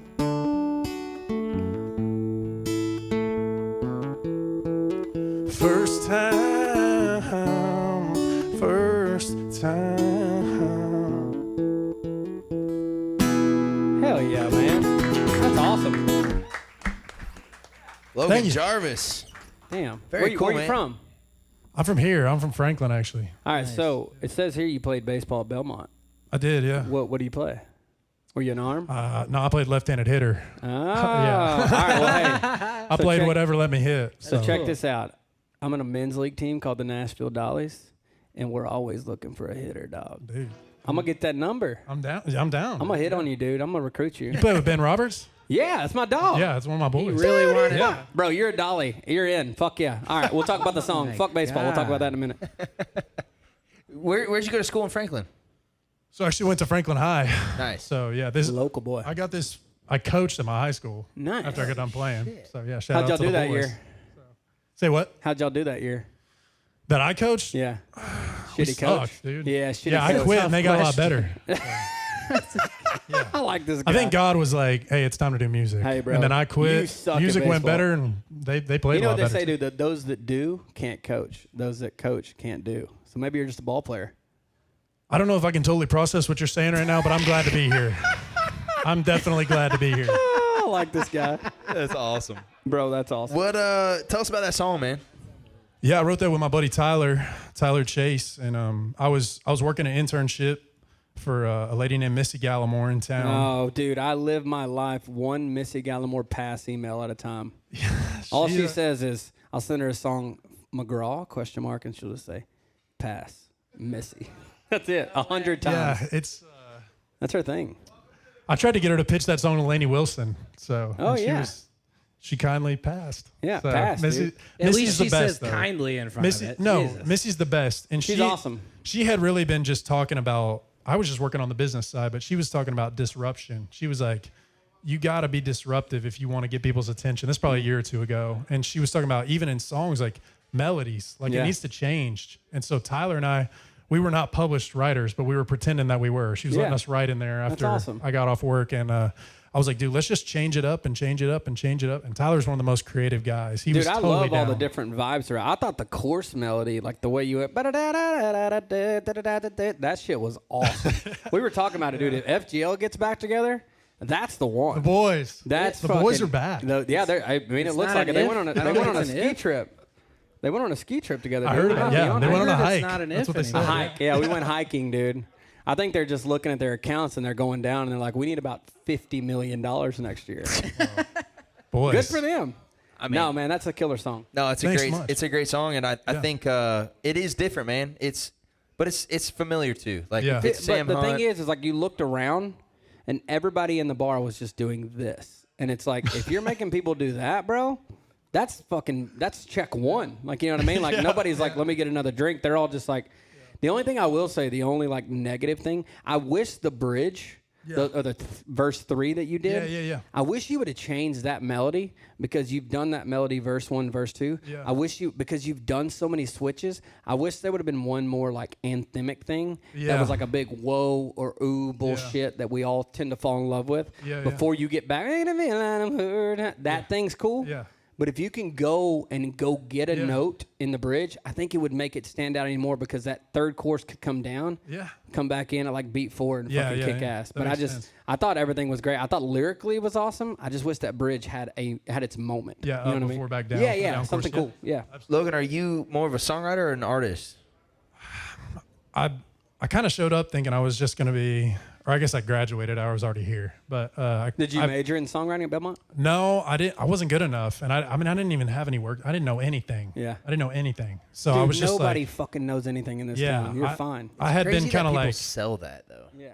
It's like I didn't have anything. It's like, yeah. No, but neither- it's crazy that they like sell a songwriting major. Yeah, it is wild. Yeah. I actually Like, to met be a- honest with you. Do you know what the fuck's his name? Caleb Carver? I don't. Okay, so he's a songwriting major, and it was funny because I asked him, he's a Belmont kid, and I was like, what do you do? Yeah. Like as a songwriting major. And he said he literally takes classes from different like songwriting hit writers that come over there, which I think's awesome. From Like, what I people- heard, it's kind of like this. Like you'll play a song, and then they'll be like, "Hey, They what analyze about this?" it, right? Yeah, or Yeah. you know, I don't know. So yeah, what but I was your- can't what was imagine your paying major? for that. Yeah, Yeah, no kidding. You know what I'm saying? Well, he's from Franklin. He's Yeah. fine financially. He's fucking good. Well, He's chilling. we moved there before it was Franklin. Yeah, So. but you stayed That's there what while it was everybody got from in early. Franklin says. Got in early. Yeah. Everybody from Franklin was like, I was there before it was expensive. It's like, motherfucker. Yeah, that just means you made a lot of money. Yeah. What was your major? So I did music business because I wanted to do something. I just didn't know what I wanted to do. So what are you doing now? So now I quit my job at Crumble Cookie. Hell So I yeah. was working at Crumble Cookie. I What's quit your my job. favorite cookie? Oh my God. Dude, I like all the peanut butter chocolate, like Okay. Reese's. I like it. Anything Reese's. My is daughters like, are that's my obsessed thing. with Crumble, dude. It's Yeah, a dude. fucking problem. It's like $500 a month. At Yeah, Crumble. you gotta like, you get gotta a- like take out a loan. They take if your you're gonna go in discount there. away? Did they take it away? No, I'm just taking out of their college fund. No. Oh, No, here's yeah, discount. me. Did they take it away? I need to test it. I need to. Yeah. Sam and Yulia, my bosses, were the best. So I think if I walked back in there, they might. They might so let me you walk didn't out answer my more. Were you question. at the Crumble in Franklin? Cool Springs, dude. So Behind much PF money, Chang's. dude. PF Chang's. All right. You anyway. didn't answer my question. Well, though. I Do was you- handing them the cookie. Like I wasn't buying Chinese the cookie. Do you want to be a songwriter or an artist? I want to be an artist. Nice. Yeah, I like no it. doubt. So, All right. You got the vibe, man. You're cool. I like how like laid back and chill you are. The hoodie vibe. It's just kind of like there's something that like there's got to be some sort of like confidence where you're like, look, I'm gonna Yeah. go up here and play a badass song, and I'm gonna go have a drink and get out of here. I can appreciate that. I like that. I like Yeah. that. No, I like it appreciate too, it. and it's one of those things where you're gonna have like a fucking stylist come in and be like, blah blah blah blah blah blah, fucking Yeah, do this. yeah. You know how it is. You got a record deal. Yeah, dude, we They got to do- give you high and tight, dude. We got to get you cleaned up on the sides, dude. Can Dude, you I- grow a beard? Yeah, I can. All right, grow the beard, dude. Yeah, that's what they tell me on TikTok. They're like, grow a beard. Grow the beard, dude. Grow the beard. What's the worst that. comment you've gotten, dude? What's the worst comment you got on TikTok? Dude, they'll always like catch me in something that I'm saying, Yeah. and then they'll like make it sound perverted. Like I'll type some on the screen, they'll be like, "Wait, you did what with her?" You know what I'm saying? And I'm like, Yeah, I didn't yeah. realize I said it. So You're now like, I try to catch you're myself. like, I gave her my crumble cookie. Yeah, and they're like, "Wait, what?" Yeah. You know. So yeah. How old that's- are you? I'm 28. Oh, you're a pup, dude. You're doing good, bro. Let's Thanks, go. man. I Let's appreciate go. it. I got to Dude, get that I number, though, loved because it. I'm going to get you come out and hit some dingers for us. Dude, yeah, I'm down. Logan, you're the man, bro. What do you? Yeah. I'm gonna leave it up to you. What Alright. what playlist do you want to put them on? We got the Oh, roster. shit, don't just, do this to me, dude. Yeah, but Just by don't being fuck here. around. I'll Don't say fuck this. around. Dude, Crumble Cookie on the line here. I'll say this, dude. John and Tyler's song was great. John's vibe was great. My favorite song so far is this guy. So then he made the A-list. He's the Thank A-list. you. Congratulations. Appreciate- Let's go. I just liked it because it was so melodically different. Like, you kept me interested. Like, I Yeah. never knew where it was going. The only thing I'll say is if you get to that bridge and you add one more fucking go for it, whatever note you Yeah. can get to, go get it. Yeah. And then come back down for that third course. I just think it'll keep people interested because that's our job. Yeah. Like, if you're a Yeah. songwriter, I gotta grab your attention for 3.5 minutes. If you get fucking bored of my song and you change the radio stations see that, and that's called a bad test. Yeah. So like, just keep it interesting. I love that, you know, Missy was like, press the bounds, change, you know, press your limits. I think it's a genius idea. She's one of the best song people this town's ever seen. There's so if no you're gonna doubt, listen to anybody, listen to her. Yeah, And there's no doubt. I now that I put you on the A-list, I can talk some shit. But if you do want to be an artist, you have to fucking dress the part. Yeah. You have to be the artist. yeah. You have to be. can- And I'm not saying you're right, you're right. You liked it, and it's I like fine. the chill vibe. I know what you're saying, but I'm saying But we gotta that's get a you songwriter. a beard. We'll that's get you a songwriter vibe. DV and like 4 chains, dude. That's a songwriter vibe, though. It is. It's You know very what I mean? songwriter. Yeah, that makes if sense. you want to be an artist, you got to dress the part. It's just like in baseball, like dude, we had some fucking high stirrups, and like I would. Say, dude, I'm a baggy pants guy. Yeah. I'm an OG. You hang them? I know what you're You saying. I don't you hang hang them. them I'm on not the a back scumbag. spike? I'm not a fucking scumbag, all right? I do. It's funny, though, because my wife, we play these games, and she'll come out, and she's like, I liked when you wore like the tight pants, and I'm like, but I'm a dad now. Like I'm just fucking like double XL, just like tighten the belt and let's go. Let's go play ball. Oh yeah, you got to be loosey goosey. You're trying to get down the dude. line. Yeah, I'm trying to let these balls hang, dude. You know what I mean? No compression shorts. No, no cup. my God, either. I need to get Who me gives some a of fuck those. now? You know what I mean, dude. Nobody. I'm married with 3 kids. Yeah, like you're nobody's fine, looking dude. at me. Honestly, bro. you're I'm kind of chilling. hoping you get fucking hit in the dick. Yeah, I'm like, dude, if you hit me where you think my nuts are, you're wrong. It's too low. Ain't that right, Cody? Yeah, dude. Dude, I Cody was just doing. got married. I was Cody's- doing. He stood up and stretched his pants out. No, I was honestly. He was like, speaking of which, dude, my nuts are I wanted to suffocating. make sure I had a full. I was trying to actually see what you were wearing on your feet. Cowboy boots. Oh, yeah, he's the man. See, dude, he's the man. you're halfway there. Some good bull hides. What, Tecovas? No, these are Ariats. These So suede you're boots. not that rich. You got All right. it. You got I've a been cool. trying to tell you, bro. Listen, you got a cool vibe. Like you, honestly. Thank you, man. I mean this. Like you remind me Yeah. of Sam Hunt Yeah, you're back good, when yeah. I was playing fucking basketball with him at the Yeah. YMCA. Dude, same. Yeah, That's literally. right. I literally met him at the Y. Me too. I think probably we were fucking- there. We probably played basketball like together. 2015. We were the only white kids Before there. Literally the only compression. white dudes. Before compression pants. We were the only white guys because Sam's a little black. I'm not kidding you. I swear to God, and this is a true story. I walked into the YMCA and I was with my buddy, 2 white boys, and they were like, "We'll take one of y'all on the Yeah. team, but we're not gonna have 2 white boys on No, the team." I walked swear to in, God. I Swear walked to God. in the I was like, first day "Holy." with my buddy Chase Lauer, who's a white dude, and he knew Sam, and Sam was out there. yeah, you know we all Chase? played Yeah. together. And we were like out there running, and they were like, "Hey, we'll take that white boy because I bet he's a shooter," and that's all I was. So I just stood at the 3-point line like, "Yo, y'all do your thing, and I'll be right here if you need me." I had like one shot that went in because I got the Same. ball one Downtown time. YMCA, dude. Come Back when on, it was, dog. But no, you remind me of Sam in a Yeah. cool way because it's like he was just chill. Like he didn't really care. You remind me of Sam in like a less rich, less talented way. Yes. I get that all the time. I'm kidding, dude. You're on the A list. You're on the. He lives in Franklin. Give him Yeah, a he's break. chilling. What do all your right. parents do? So my dad coaches baseball. Oh, so you're not and, that rich. No. And Where my at? mom. Like Vandy? Or is your dad Corbin? No, he coaches at Belmont, actually. So I played for my dad. So So, you yeah. didn't fucking go to Belmont, dude. You didn't get recruited. You were like a Nepo baby. Yeah. All right. Yeah, hell yeah. I like that. Yeah. You got me. You got me. Jordan literally spent all night last night watching Kill Tony to come on Yeah, the I show. was like, this fucking guy's like, yeah, I got recruited at Belmont. I was like, your dad's Holy the fucking shit. field groomer, dude. They have a turf field. What are we doing? I like you, Logan. You're a good dude. Fuck. You're awesome, dude. Dude, thanks for having me, Want man. to I have you appreciate back. it. man, Yeah. bro. Hey, Thanks for coming love Wait, the did over. we song, for real. ask? Is that song out? 'Cause Yeah, I it's out. Okay, good. Yeah, I'm it's gonna- out. So good. it's on. We did. Under your Whatever. name, yeah? Logan? Yeah, Logan under me. Jarvis? Cool. Yeah. Oh, So yeah, check here it out. it- here Logan was- Jarvis, everybody. Yeah, Give it up Thank for you for Logan. having us. Joking. No. What a fucking cool dude. Yeah, he's Tonight, awesome. sometimes hey, you you're gonna just play some get- baseball with us, dog. Let's go. You Oh, motherfucker. yeah, dude. It's okay, Don't it's the fucking bars. apologize. Hey, this is your confidence. Don't stop apologizing. Just do shit and be like, yeah, I fucking broke your stool, Hey, I want to bitch. tell y'all this. Looking in this camera, this bolt was in that stool before his big ass set on it. This is fucked up, dude. This is the kind of equipment we have at Greenlight. All right, we got to figure this out. We need a new sponsor, dude. We need to be sponsored by Ace Hardware. All right, here we go. Next. Who's next? Let's go with Mr. Dalton Jones. Dalton Brr, brr, brr, Jones. brr. Hell yeah. With the hook shirt on. Let's go. Big Fisher? You a fisherman? Hell yeah, dog. He said fucking Ace Hardware. Ace Hardware, dude. We need some new crying, fucking bro. stools, dude. Can we Holy get some stools from the Guitar Center Gibson room? Like, what the fuck are we doing here? I thought I was coming on a podcast, dude. This is the fuck is Holy this? fuck. What's Oh my god. Okay, never mind. What? What's a good question you have? Come on, No. let's hear It's it. more You about guys that. ever I watch want to Star know. Wars? I'm May the 4th? obviously I'm the non-songwriter on the panel. Oh but wait, we forgot to give these hats away. just throw it. See who shit. catches it. Here we go. Throw it.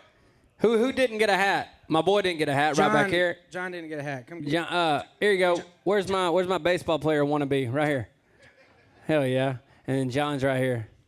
My Don't question cover, is. hey, but don't cover up that lettuce, dude. Sell that thing on eBay. My question is, I really was thrown. Like you were saying, how you want to be surprised, right? Yeah. The bridge. I was singing the lyrics alongside him. And I feel like the first time, right? Yeah. But when he got to the bridge, he did that thing in songwriting where I almost said first time, and he said last time. It was cool. And then what's it called when you do this in your music? What's it called when he says last time and goes right into a. We let the liquor talk. Yeah. Jesus. That's called a copyright infringement. No, it's not like a throwaway, but you called it something once. I just really liked how he went. He loved changed how it to last time, I loved and then how he immediately threw the last time in. started talking about last time. I wish the bridge would have had a moment to where when he did go to the last time thing, it was like a new vibe. It was melodically, I think the bridge could have. Same thing I was telling Tyler. Like, my favorite part of songs as a songwriter is the bridge, like where you kind of like put a bow on everything. And I feel like with Tyler's voice, he could have fucking went up and grabbed like a high C and just gone and get it. And then you look at songs and you're like, with it, na na na na na na na na. The only thing I don't want to hear is that verse melody, because I'm in love with that chorus melody. Go get something and then come back to the last time thing, and it's like a whole nother song coming out of the bridge. That's all I was saying. Payoff is like for Yeah, sure. yeah. For sure. All right, And that was one, And one it thing. could be as simple as the fucking whoa, whoa, whoa thing. Like, whoa, whoa, whoa, da da da da da da da da da da da da da da, make it feel like a bad time. Just something that makes the crowd do this. Basically that. Yeah. Definitely more horns. Exactly that. I'm going to listen to your song. If there's no horns in it, I'm fucking blocking it. In Jesus. That's basically what I did. That is. All right. In a write, a lot of people don't realize this. Like in a usually we write three-way writes. Yeah. Typically. Yeah.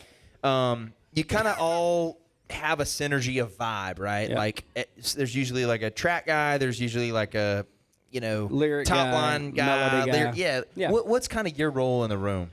Man, I kind of fluctuate, honestly. Like some days I'm all lyric. Like I want to sit there without a guitar and just paint the picture. And then some days, like today, I grabbed the guitar and, I wrote with Devin Dawson today and Andy Albert. I lived with Andy for 3 years. He was in my wedding. He's one of my best friends. And we walked in. Andy didn't have a guitar. Devin looked at me and was like, hey, man, I love what you do melodically and guitar-wise. Let's find a title and you figure out the melody and the progression. And that was kind of my job today. I've been pretty lucky because I've been in enough rooms to where I've had to do it all. I'm not a track guy. Like I'll go in and I can build like your bullshit ass little guitar, click, piano, vocal thing. I can do that thing. But like I'm not going to sit there for hours and build you a record. But I think if I had to pick my strengths, lyrics are my favorite because I grew up on the 80s and 90s country. Like I love to tell a story from downbeat to downbeat. Like that's my forte. I'll sit there and I'll play guitar and I'll find the melodies if you need me to. But I'm also that typical songwriter. I get tired of my singing and my melodies, which is just a product of me doing this professionally for 14 years. Like, I'm going to get on something where I'm playing it, and everybody's like, oh, that's great. And I'm like, yeah, but is it? Like, have I done this before? Does this feel like something I've done from 2015 when I had the record deal? And I get very in my head about it, which is bullshit, but it is what it is. I think I think if you asked me what I did best, I think if you looked at me and threw out a hook, I could paint you a picture from line 1 to the last line and give you a 3.5 minute window of that. I think my thing is like the lyric. And I think it's just because what I grew up on. Like my mom was 17 years old when she had me. So she was listening to everything from like Guns N' Roses and like Whitesnake and Poison to fucking George Strait. So like everything from like, let's go out, party, have a good time to like, you look so good in love. So I think just imagery and lyric is what in my opinion, is what I do best. That's awesome, dude. Yeah. No, it's cool. It's fun to ask songwriters specifically, like, what's the role? Because I think, especially all you songwriters and artists out there, like, you have to know your role. You really do. Like, Yeah. it's very important because you can find your synergy in the room Yeah. when you know your role. If you have no fucking clue what you are or what you stand for or who you like, it's hard. It's hard to write a song because I'll be honest. Like, we talk about baseball. Yeah. I look at music a lot in the baseball. Oh, dude, it relates so well to sports. Like, Totally. it is because it's competitive in nature. Let's say I'm a melody lyric guy, right? Mm-hmm. So let's just say I'm center fielder. Yeah. Yeah. There's a top liner that's a pitcher. Yeah. There's the track guy that's a catcher. Like, you have to set up your team in the right way, right? Like, you can't have two fucking shortstops. So my and thing you can. is, It works sometimes. The but best baseball coach I ever had was a guy named Gene White, who was a farmer back in my hometown. He coached our travel ball growing up. Two things he said to me as a 12-year-old that still rang true, I think, not only in life and in business, but just overall in general, just everything you do. There were two things. He said, your number one ability is availability. Be there. Show up. Be present. If somebody says, hey, can you write today, and you ain't doing shit, go write a fucking song. Hey, man, can you play this gig tonight? It doesn't pay shit. It's 45 minutes out of town. If you can go get on fucking stage, be available. Go get it. That is my number one rule. If somebody, like tonight, you hit me up. I didn't see this message for 6 months. And then as soon as I saw the message, I was like, let's get a date on the books. This was the first available. Here I am. Be available. Go do things. And then the second thing to me is just like thrive in your role. Like you said, like if we're writing a song right now, if us four are writing a song, he comes in with the track.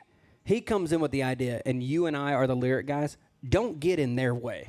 He's got his track that he loves. He's got his idea that he loves. Our job is to mold the lyric.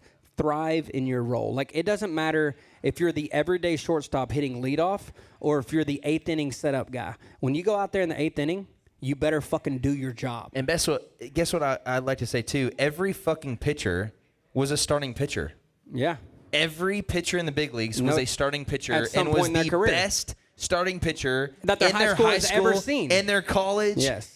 But they are You now the have to seventh inning thrive. guy. You They're have the to eighth inning thrive guy. and there are some days when I go in and I've been up till 2 a.m. with my daughters hanging out and my mind's shut down and I turn into the vibe guy where I'm like, that's awesome, let's keep the mood going. There's some days when you're on and like a song falls out in 30 minutes. And then there's some days when you're sitting in the corner like, fuck, I don't really belong in this room, but you're still molding a song. It's just about being there and thriving in your role, whatever your role is that day. I love that so much. That's so good. And I'm with you. You said it right. I think everything in life should revolve around competition. I think the best person should always win despite anything else. If you're the best at something you do, you should be able to do that at the highest level. So if you're the best baseball player, you should go D1. If you're the best songwriter, you should have 5 number ones. But there's no excuse for you to not show up and just do your fucking job. That's my opinion on it. I love that so much, Yeah. man. That's so good. All right. This is my boy Dalton. Dalton. Everybody give it up for Dalton Jones. DJ Dalton singing Jones Simple, with the Life's fucking the Dream. with the bandana in his pocket, dude. Let's go. I used to do that shit too. I thought I was sick. And a lanyard. I get into it, man. So I gotta have Where you something. from, Dalton? Jacksonville, Alabama. I knew you were from fucking Alabama, dude. When you walked up here, I was like, this motherfucker, Roll Tide or War Eagle? Roll Tide. Fuck you, dude. I'm Whatever. same hometown He's as a Riley B-list, Green, dude. man. He's a B-list. I can already tell you. I'm just kidding, dude. Let's hear the song. I'm pumped.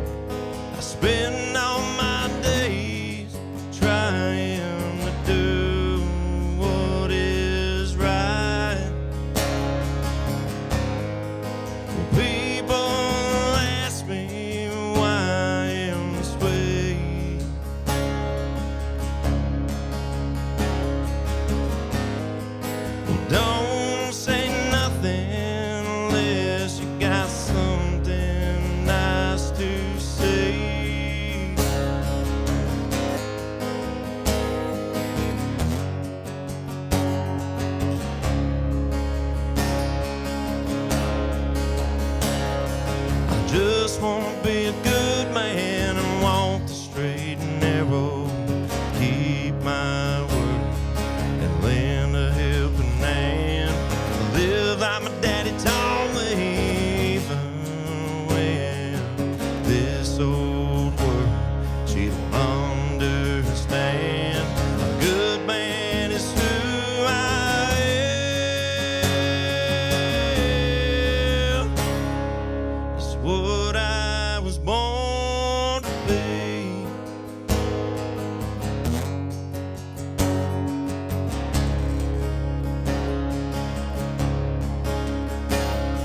I stumbled and I'm falling, but I get back up again.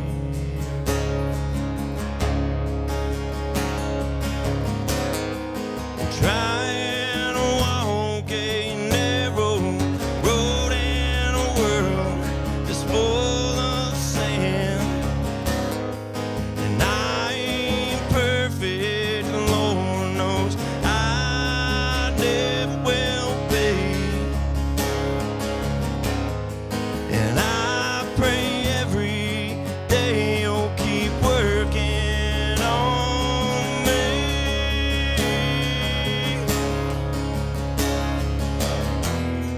The weight of this world feels heavy on your soul.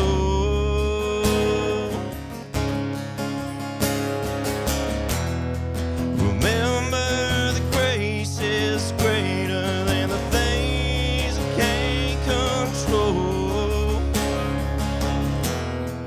And I ain't perfect, and Lord knows I never will be.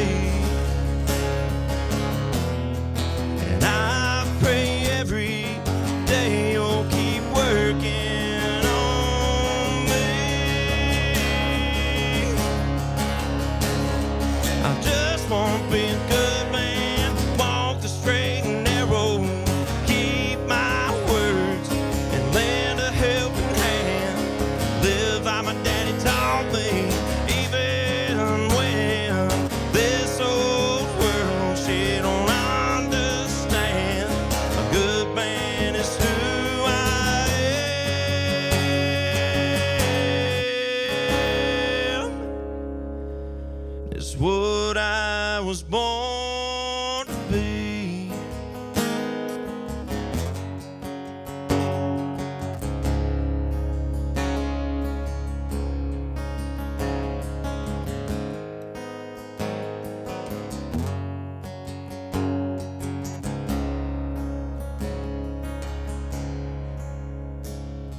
I just wanna be a good man and walk the straight and narrow. Keep my words and lend a helping hand.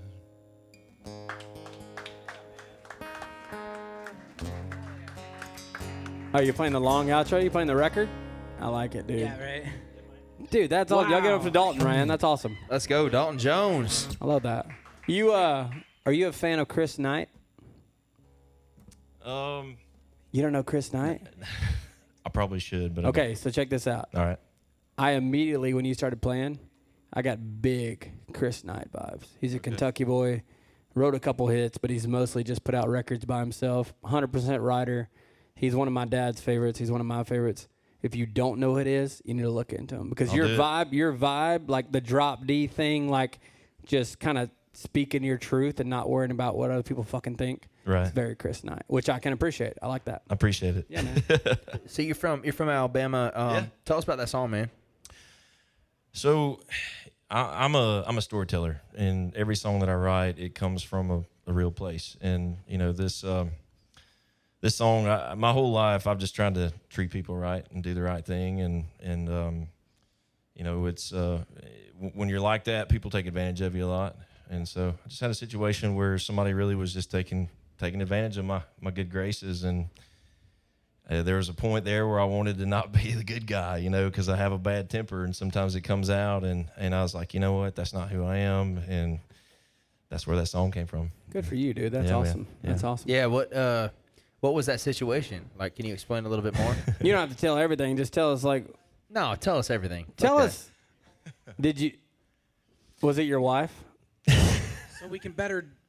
I just need something know. to hold over my wife's head. Was it your Yeah, wife? so I don't want to get too. It's really fresh. It's Yeah. really fresh. So how recent is the song?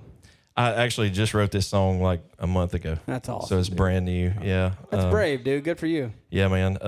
No, it's what I wrote it about is really fresh, and I don't know if this is the really place to talk about it, Yeah. but yeah. All right. So yeah. But no, seriously. Honestly, in all honesty, there's just a lot of things going on in my life. I had a lot of things that was piling up on top of each other, and I work 3 full-time jobs and do music. I saw here it says you have 3 daughters. I got 3 kids, How 3 beautiful old are your girls. how old are your girls? 14, 6. Well, she's about to be 6, and 3. And so 14, 6, and 3. What are their names? Ellie, Alora, and Nori. Oh, those are beautiful names. Thank That's you, man. I awesome, dude. appreciate Like I said earlier, I got my 3rd girl on the way. I'm in the boat with you, bro. We're about $200,000 into fucking weddings right now. It's gonna be awesome. Yeah, wedding time's gonna be rough. Yeah, it's I don't know, rough. dude. Inflation, you're probably $1 million deep. Fuck, dude. Don't bring that up. So how old are you? I'm 34. So you had 34. your first kid at 20. Yeah, I was. No, that's 20, math. almost I know you're from 21. Alabama, but Yeah. 34 minus 14 is 20. I should know that. I'm an engineer by trade, so I Yeah. should Do know that. calculus here. Yeah. Yeah, what are your 3 jobs? I was gonna ask. So You have a job for every daughter. I Fuck. do. Yeah, I need do. one more. I need so 2 more jobs. What the fuck? I'm a technology engineer, so I've been doing that for many years, and still So do hold that. on. I dropped out of college my freshman year. Technology engineer. Yeah. Sounds important. Believe it or not, I actually work in video games. Believe it or not. Okay. So believe it or not, you were talking about sports. I'm a traditional sports guy. Yeah. But played football in college. But No, where'd you play at? Birmingham Southern. Okay. Yeah, all so right. a little small. That's not school. a real school, by the way. Yeah, it's a little small. They're no longer. It's gone. It's literally his dad's high the school. coach. It's His not dad's a school His dad's anymore. the coach, like fucking Logan. More real than Him and Greenville. Logan were like, dude, let's just tell them we played sports, and we'll just tell them our dad was the coach. Yeah, They'll never yeah. Google it. But no, so seriously, believe it or not, I work in video games, and we help kids, or we help schools start competitive gaming teams. Believe it or not, of You know all what's things. funny that you say that? So I have my brother. I'm the oldest of 5 boys. Yep. My brother right underneath me is the best video game player. But he's a first-person shooter. He's got some fucking I was issues. same. Yeah. But it's wild that you look online now and these kids are making $300,000, $400,000, $500,000 At on streaming 15 years at old. 15, 20 years Yeah, old. yeah. And so what's the biggest game you've worked on? Well, I mean, I would say I work in tournaments and stuff. So, Okay. So are you like a coordinator for the tournaments? Somewhat, yeah. Yeah. So I work with the Georgia High School Athletic Association, and we help them run their state championships. They literally have a state championship for it. That's so, wild, dude. I yeah. wish they'd had that in 2005. That'd Right. been I mean, sick. I would have loved going to school. We'd be millionaires, dude. We'd be millionaires. Right. So right. what's your okay? So technology engineer. Yep. What's job number 2? Real estate. Okay. So I do real estate, and then this. And then so you write songs for a living, dude. write songs, I sing and play all over. Are you you're still in Alabama? Yeah, still in So Alabama. you came up here for the day. I did. Good for you, dude. That's fucking. I'm gonna buy you. Are you a drinker? A little bit, yeah. All right, hey Beth. Anything this guy's drinking tonight, please put it on my tab. I got his whole tab tonight, so he can get back on. I got Wow, you, let's buddy. go. Put it Yeah, on my dude. tab. I got For it. real. Because he's on my tab. So that was actually, That's Put hilarious. it on my tab. I'm on his tab. You guys If you have need no to idea how start- funny If you need that to was. start another tab, my wife makes good money, so you can put it on hers. So, what is your? How long you been married? So, been married for almost 11 years. 11 years. how many years you got left? That's the real question. I just got married 2 weeks ago. Any advice? I hope a lot. Fucking hope a lot. dip out, dude. Annulment. You got 6 weeks till you can annul it. I'm kidding. I love my wife. I love you, babe. Yeah. Thank No, you for marriage is great. It's if the you got best, if it's dude. with the right person. It's No great. doubt. It's the best thing I've ever done. Yep. I So agree. let's talk about the music for a Yeah, second. man. So, what do you have a lot of music out? Are you putting music what's kind of? Yeah. So actually just recorded this song. We recorded it this week. Matter of fact, that's how new it is. I got 3 other songs that are recorded and out, getting played on the radio. Got a couple stations. One's right over here in Asheville, North Carolina, that's playing. We won an award for One of the singles we released actually was my debut single, and one. I like debut better. It's very debut, Alabama of you. Yeah, I know it. I'm a country bumpkin, but no, seriously, had one song that did really well for us, and we ended up getting Indie Country Song of the Year through. It was a media-based station. Dude, that's awesome, that picked our song up and did really well. I was really blown away, and it was a song I wrote. I was pissed off, and wrote a pissed off song. Who do you like? What music do you listen to? Who do you idolize? Everything. Yeah. So. Who's your favorite artist in the platform right now? Right now? Oh, currently. Gosh. Ooh, that's a tough one. I like several of them, but I'll be honest with you, I really like Brian Martin. So I really like his stuff. Yeah, Ben Roberts worked for Brian Martin. Yes, I like it. It's just grungy and like it's real. Yeah, it's real, and that's where I kind of come from. I think he doesn't give a fuck about being commercial. No, he just wants to write what he knows. He don't. Yeah, and I really like his music. I would say if anybody all time, the one artist that I really tried to, I guess, not really replicate because I will never be the musician he was, but Charlie Daniels.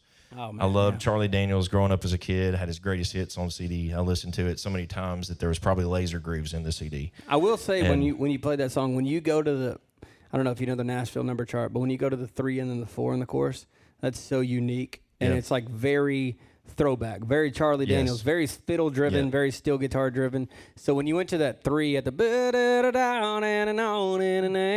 that shit was so cool because nobody it's almost like people call it dated now, like nobody does anymore. So I thought that was badass. Well, I always loved the outlaw country genre in general. And there's a lot of outlaw country songs that were in drop. I mean, and so no doubt. Hank loved playing in drop. I think that's all he played in. Yeah. So you ever fished Lake Guntersville Lake? Oh yeah, bro. Absolutely. I can put you on some large heads right now. I was down there like 6 months ago, just fucking lighting. It's funny up. you say Ray. So I actually used to live in Harlem, Georgia. Oh, that fucking shithole, Ray Fulcher. You're a piece of shit. If you're watching this, I watched Ray play before he hit it big. It was. At this little place, there's a little bed and breakfast right there in Harlem. I just played in Harlem 3 weeks ago for their town fundraiser. Yeah. And it was the Oliver Hardy Festival was the big thing. I'm one of those guys. They got the Globetrotters. They it's don't. not that Harlem. It's the direct opposite. They don't. You would think they do, but they don't. Think Mayberry. Yeah. Seriously. They got the Globetrotters, but they're all white. Shit. But he's not lying. Yeah, but no, Ray was in my wedding as well. He's one of my best friends in the world. I've established a baseline of Ray Fulcher. He's good looking. He writes hit songs. He's very successful. Yeah. So my only job is to talk shit about him. And he knows that. So Ray Fulcher, if you're watching this and he just said that he watched you in Harlem, Georgia and got inspired, he's fucking lying. You suck at your job. So that's all I wanted to say about Ray. Have a good night, Ray. Oh my Well, God. see, I still live in Jacksonville, Alabama. So why and when did you live in Harlem? So I worked for AT&T. I was a telephone man. Okay. And I lived there for about 6 years. And lived in Harlem. And no so shit. It's a cool little town, man. It is. It's a really cool little town. What a song name, Telephone Man. Telephone Man. Well, I mean, you got Wichita Oh, Lineman. Telephone that's Man in one of the Harlem. greatest songs ever. Oh, whoops. But no, seriously, I moved back to Jacksonville, lived there my whole life, and I don't Bro, know your if next you song follow should start- country music, you know who Riley Green is. So Oh, yeah. he lives Alabama. literally right down the street from me. So Your next song needs to start. I was a telephone man in Harlem, grew up on Hank and Charlie, and just go from there. I like that. I'll only take I like 5%. that. Hey. Guys, I'll give you a what piece of just it. happened? That was it, dude. We just wrote a song. That's it. You figure out the That's a hook, great- the melody, hey, and the rest yeah, of it, and I'll take absolutely. 10%. That's cool. I'm down. I'm down. I love it. Man, I'm gonna just say this. I know it's hard.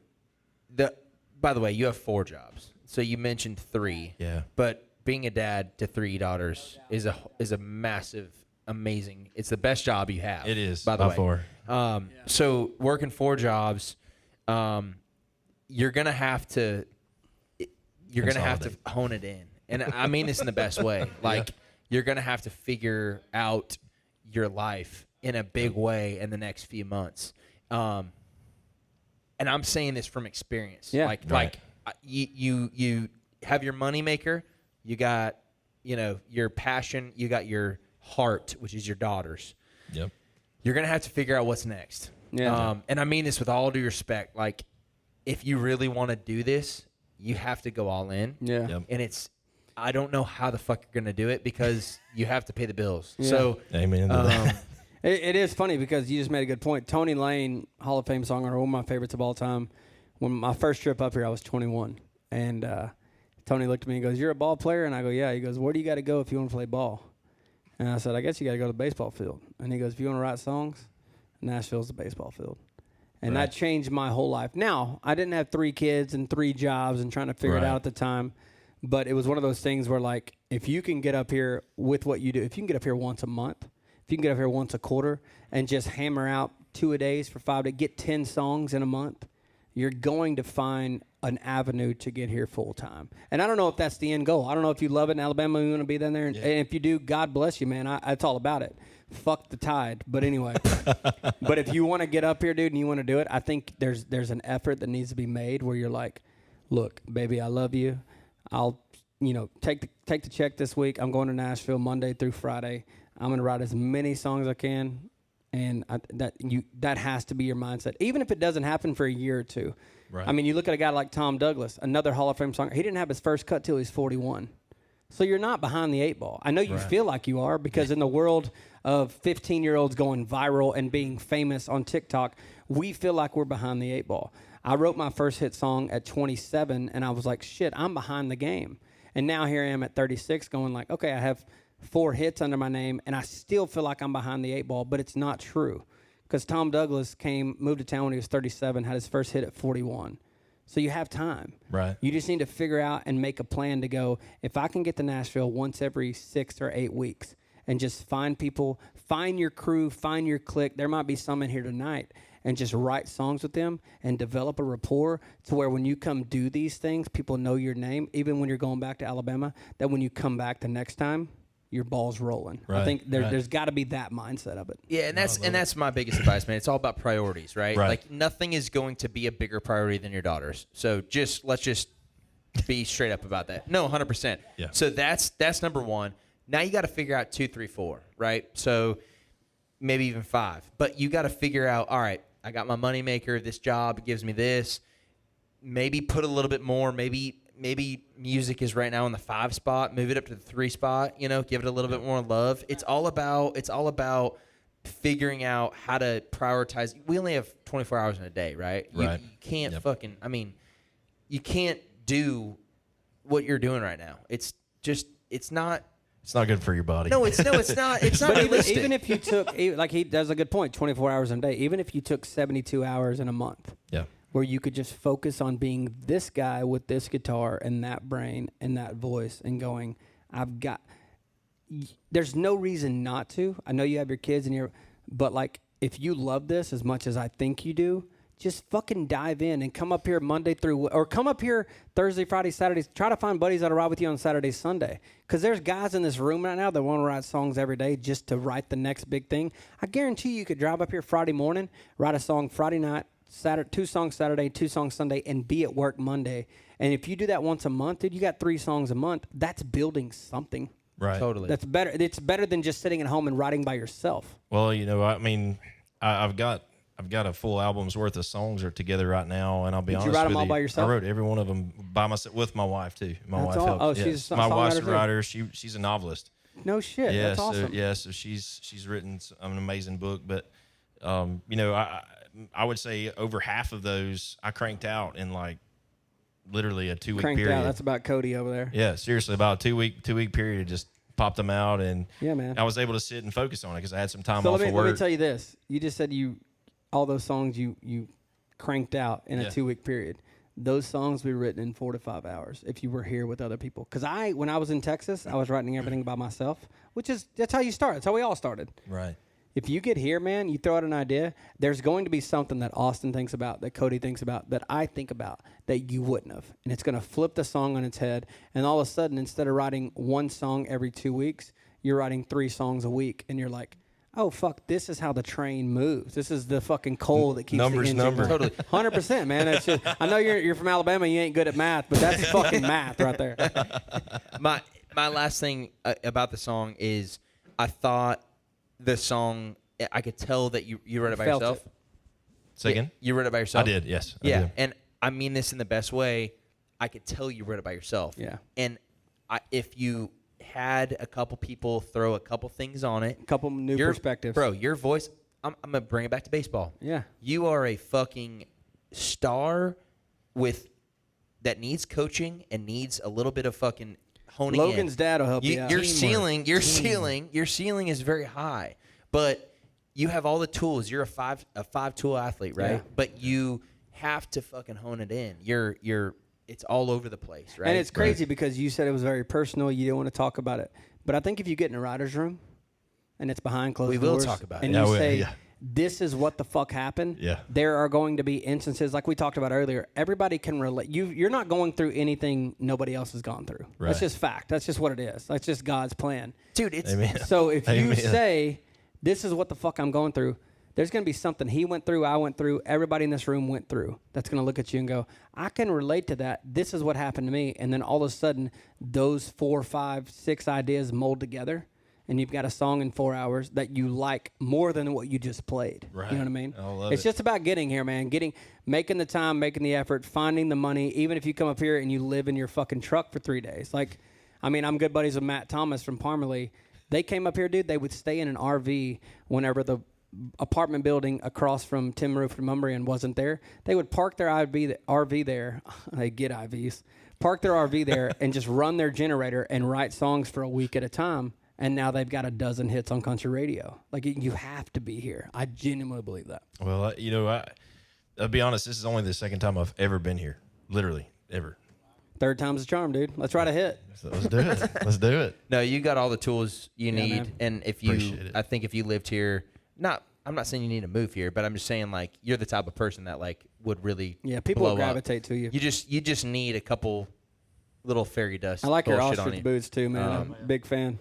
Yeah. Big fan of ostrich. Yeah. Genuine. Big fan. Three payments. I'm gonna put this song on rotation. I'm gonna let the fans decide what they Hell want to yeah, do with let's this. go, dude. And that's pretty Dear man- awesome. dear man Dalton. Here you go, man. Here's a hat for you. Thanks to Kimes Ranch. Oh fuck. Yeah, go ahead. There we go. All right, everybody, give it up for Dalton Jones. Come on. Hey, give it up. Oh, who could it be? Oh, it's supposed to be. All right. Yeah. Can we get the next one? Supposed to be. Can we get the fucking drum roll? Oh, you wanted that? We knew what it was gonna be. Johnathon Heilbroun. I don't know if I said that right. No. Heilbroun? Your last name is hard to pronounce, but Heilbroun. can you? How do you you'll pronounce it? You'll correct us when you come up here. Yeah, Hill. Holy crap. You guys having a good time out there? Everybody doing good? Feeling good? Got some tequila in you?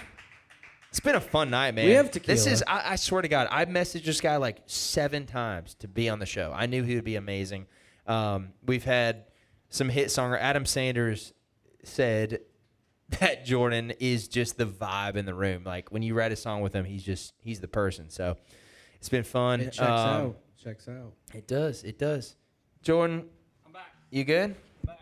All right. You got a good ass on you, dude. I just slapped it. It's a nice ass, dude. I work out a lot. You do. You do a lot of squats. Holy Yeah. shit. You should probably wear like 2 inches bigger on your waist, but I do appreciate how your ass looks. You ready to go? What's your name? I think Johnathon Heilbroun. Jonathan. Jonathan Say it again. Heilbroun. Wait. Help Brown or Help Brun? Heilbroun. Where are you from, Jonathan? Small town in Georgia called Concord. Another fucking Georgia guy, We dude. bonded over this earlier. My brother's Concord. like Where's that 20 at? Where's minutes away. Concord, Georgia? 20 minutes from his brother. That's what's fucking wrong with you, dude. You How grew up close the same to water system. How close to Fayetteville? It's south of Atlanta. About 45 minutes from Fayetteville, about an hour and a half south of Atlanta. I like that guitar. Thank you. Gibson. That's awesome. Your dad. All right, Who, you bought, tuned who, up? bought, who bought you that guitar? I did. I like you, dude. All You right. tuned up? Yes, sir. All did right, it, man. Everybody give it up for Jonathan Heilbroun singing the song Goodbye. Looks like.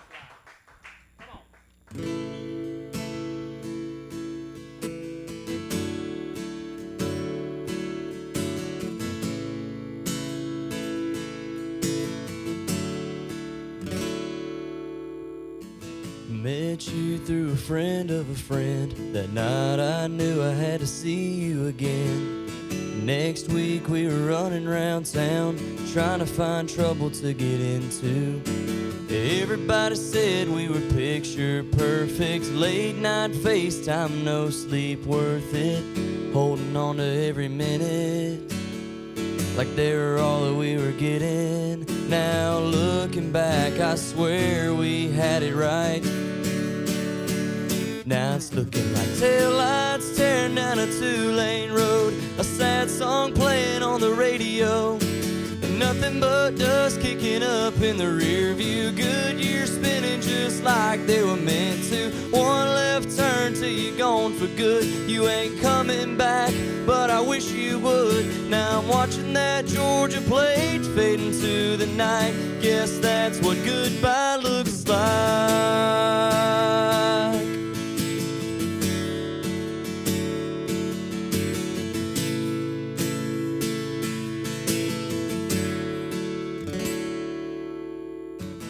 Said it's not you, it's me. But I guess the grass here wasn't quite so green.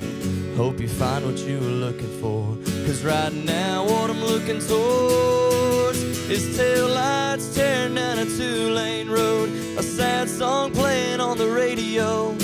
And nothing but dust kicking up in the rear view. Goodyear spinning just like they were meant to. One left turn till you're gone for good. You ain't coming back, but I wish you would. Now I'm watching that Georgia plate fade into the night. Guess that's what goodbye looks like.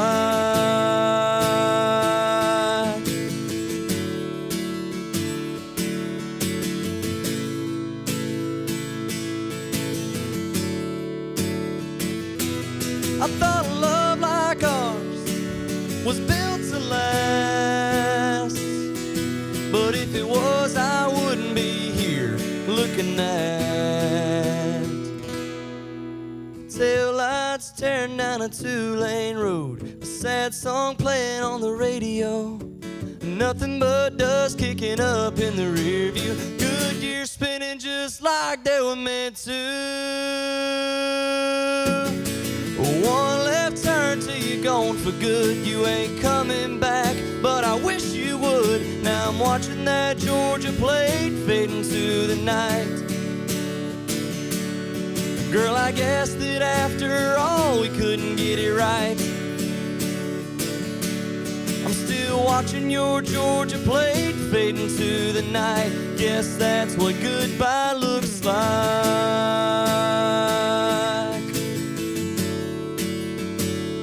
Goodbye looks like. Goodbye, baby. Johnathon Heilbroun, everybody. Yeah. Yep. Yep. All right, Johnathon, we're going to do something fun. You ready? All right.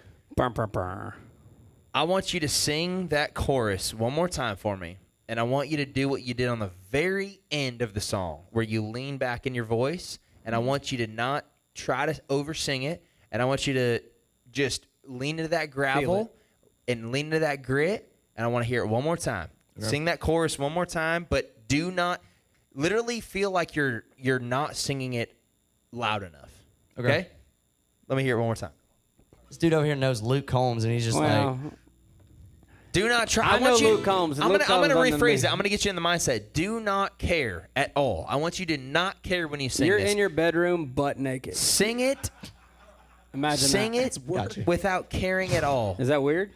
You have a really cool tone in your voice, and I want to hear that. Do not sing it soft. Sing it as soft as you can. One more time.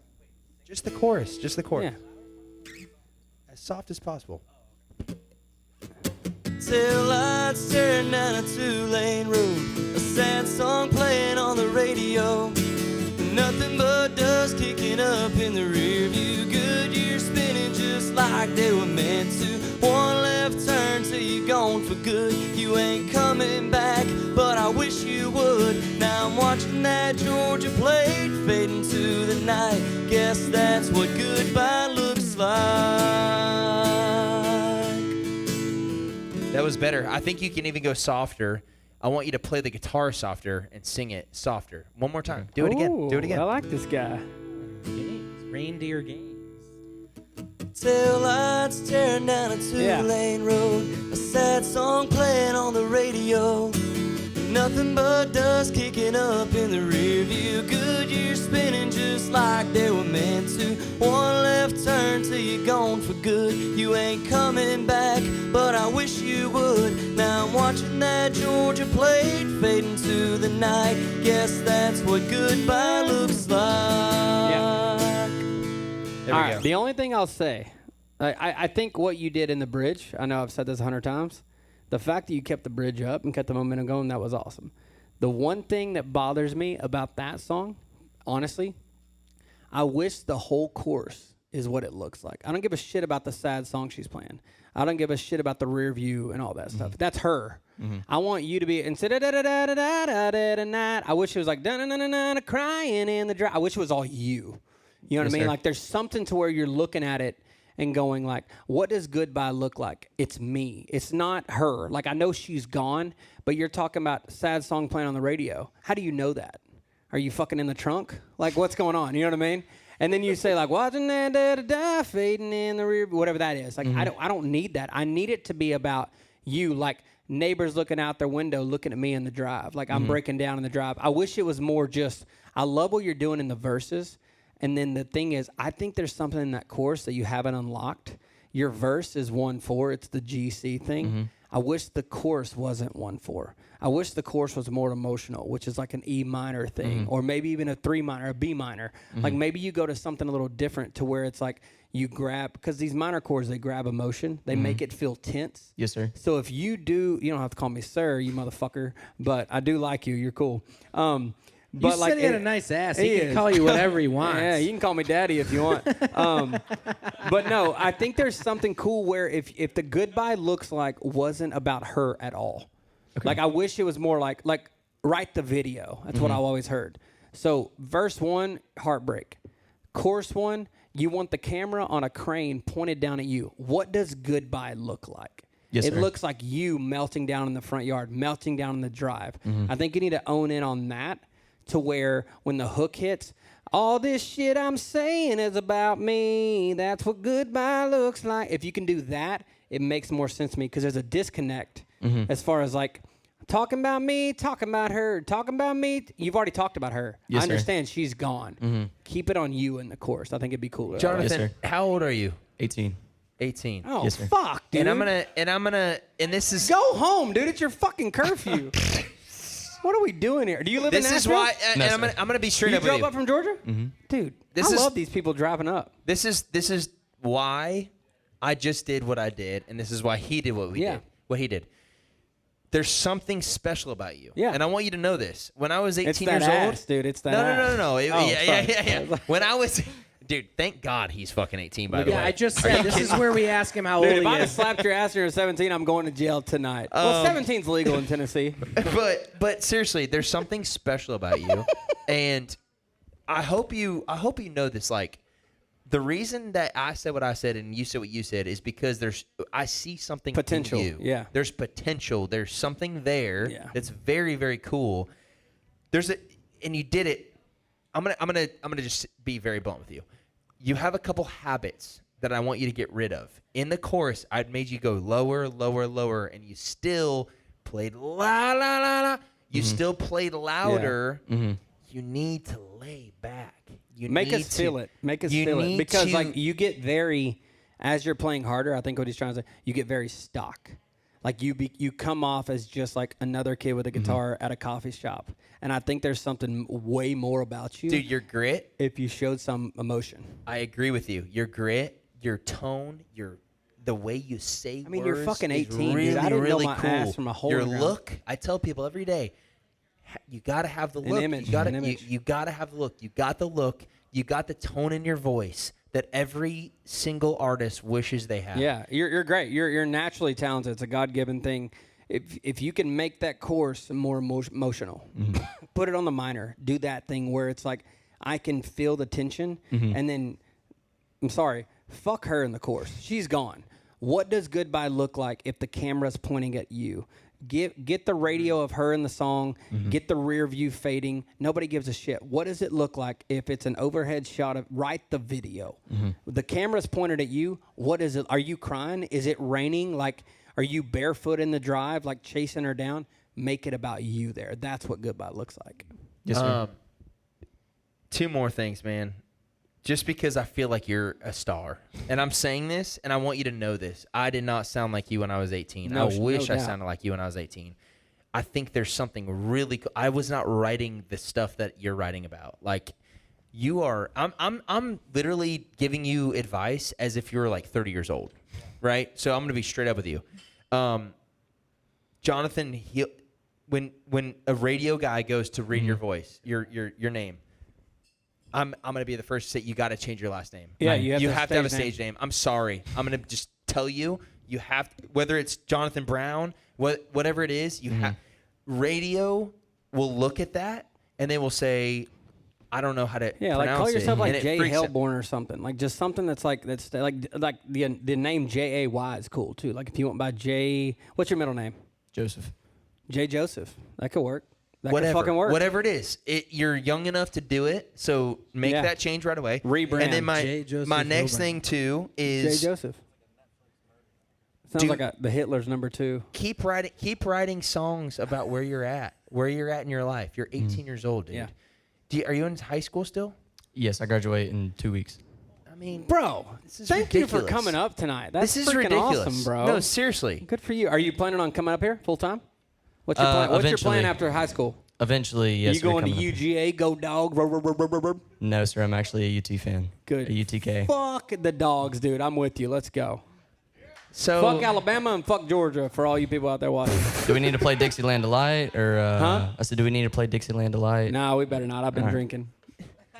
So what's your goal, man? What is your like? Do you do music full time? As you know, is that your thing? Do you play sports? Like, what's you're in high school? I mean, I do music full time. Like this is what I want to do with life. So I mean, my end goal is to be an artist. Hell yeah. Like a world touring artist. I love that. I fucking love that's that. my end goal. Okay, question. Yes, sir. Just me. Same thing. We just had the conversation with Dalton. Why Knoxville? Why not Nashville? Why not Vandy or Belmont? And that's just personal preference. Like, trust me, Tennessee's a great school. You'll have a freaking great time. You'll probably build a following. Why not come to Belmont and major in something like songwriting or music business to where you have that in immediately? Is that something you've thought about? That's something I've thought about. I actually wasn't planning on going to college straight out of high school. I was going to chase music for a few years. Last year I opened up for Chris Lane. That's awesome. So, you know, maybe some more opportunities like that. Get my name in some rooms with some guys. Yeah. Before I decided to hunker down and go to college somewhere. Dude, and I said it earlier, must be present to win, dude. If that's what you want to do, if you're going to Knoxville to get the degree, I'm 36 years old and I don't have it. I could go back to college tomorrow. You can't be 18 years old and move to town and have this whole town under your belt by 28 if you're there. And that's just my opinion. Trust me, Knoxville's a great town. You're going to have a lot of fun. But by the way, his parents are probably so pissed. Change your last name. Don't go to college. Is this your dad? It is. Your dad's here? Don't kill us. Shit. Oh, sorry, Pops. Hey, all right. So we're gonna start over. Play the intro music again. No, seriously. Like, here's the deal. If you want to go to Tennessee, what are you gonna major in at Tennessee? If I was gonna major in something, it would be something like. Well, you have to major in something. Well, yeah. So let's figure that out. That's the thing. I haven't decided yet. Okay. Have you ever thought about going into guidance counseling? Yeah. All right. I'm gonna keep it real simple because my sister's 21. I literally gave her this advice last week. She just lived with us for a month here in Nashville. Have the baby. I'm gonna be straight up with you. What'd you say? Have the baby. Have the baby. Have the baby. I'm gonna be straight up. With you. Fuck. I gotta tell him about. No. I'm gonna be straight up. I'm gonna be straight up with you. You have to fucking commit. Go all in. Mm-hmm. And when I mean that, when I say this with baseball, I'm gonna go back to it one more time. As an athlete, that's your goal, is to be in the major leagues. Mm-hmm. If you want to be in the major leagues, which is what this is, it is not the minor leagues. It is not a It is not a hobby. It is not a something I do on the weekends for fun. If you want to do that, you can do that. But if you really want to make money and like be a star, like you said, you have to fucking treat it like that. Yeah. You have to be an athlete. You have to wake up at 6 a.m. and do your 2-a-days and your workouts and go to class. You have to do the work. I think if you asked anybody in town, in Nashville, that's had any success, what would you have done different? They would have said, I'd have moved to town sooner. And I genuinely believe that because I moved here when I was 22. That's young. If I'd have moved here when I was 18, would I be 4 years ahead of where I am? Maybe.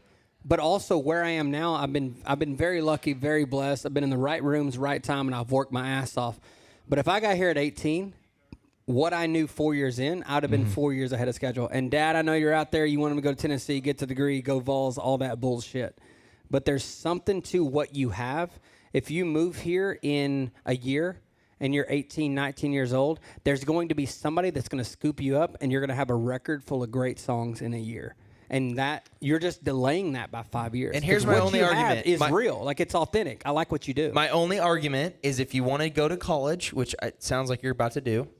I'm actually not. I'm going to take a few years Yeah, before. he said he's going to take a few years. So where did the Knoxville thing come from? Can I just back up? Didn't you say Tennessee? Did you No, say he something? said, are you going to go to UGA? And I said, no, I was a Tennessee fan. But I'm not going to college for a few years. All right, we're good. All right, we're See, good. I had this. You can Jay, rent a room with me. Jay, can I call you that? Jay? Yes, sir. All right, cool. JH. I was going to say, don't go to UT. My now wife went to law school at UT, and I would go there every other week. Nothing going on there, dude. Nothing going on. I just had to say that. I know you're not even going there. Well, no. I thought Nothing going you're on a in Tennessee Knoxville. fan. I thought that's where you said you were going. That's my bad. So you're taking a couple of years off. What are you going to do? Are you just going to I'm going to do this. Are you going to come here? I'm going to He's going to come to travel. the Green Light Bar.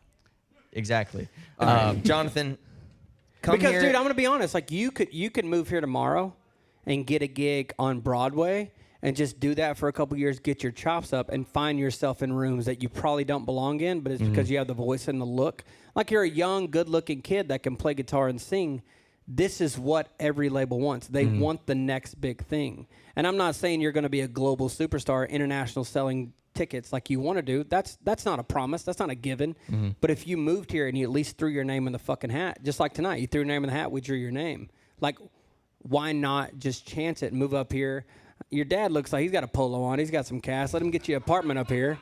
And we'll get you up here, get you on Broadway, get you playing songs. And it's just, cha-ching, dude. Play the Taco Bell one more time. You can live off fucking Taco Bell, dude. That's my thing is, like, there are so many opportunities to where guys like you. China. You can move to China if you wanted to. You can go to South Korea with our boy. But, like, the thing is like, if you believe in it and you love it and you've said 3 times, this is what I want to do, why not be here? Like, what's the reason? Like high school. That you're graduating in a few months. Once you graduate, look at your old man and go, "Hey, Dad, I need a U-Haul. I'm You got a going to fucking girlfriend? Nashville." I do. Yeah, what's her name? Abby. Break up with her. Abby? I was going I'm to ask kidding. that. I'm I was kidding. like, I'm I was kidding. going to ask, is Abby going to UT? But No. that's not a thing. So. Where is she going? West Georgia. The fucking is that the bouncer? Fucking hecklers, man. God damn it. God. No, All I'm right, just all right, saying, all like, right. Jay, I'm We've just talked saying, enough. like, here's the deal, dude. Bottom line, Whoever must that be present to win. Number one ability, availability. If you want to do this and you want that guitar on your back for the rest of your life and you want to sing to rooms that are 5,000, 10,000, 100,000 people, the only fucking place you can do it is right here. That's just what it is. That's just what it is. That's my. We've that's talked my, enough. I want you to say in 30 seconds, in the next 10 years, you're going to be 28 years old. What are your dreams?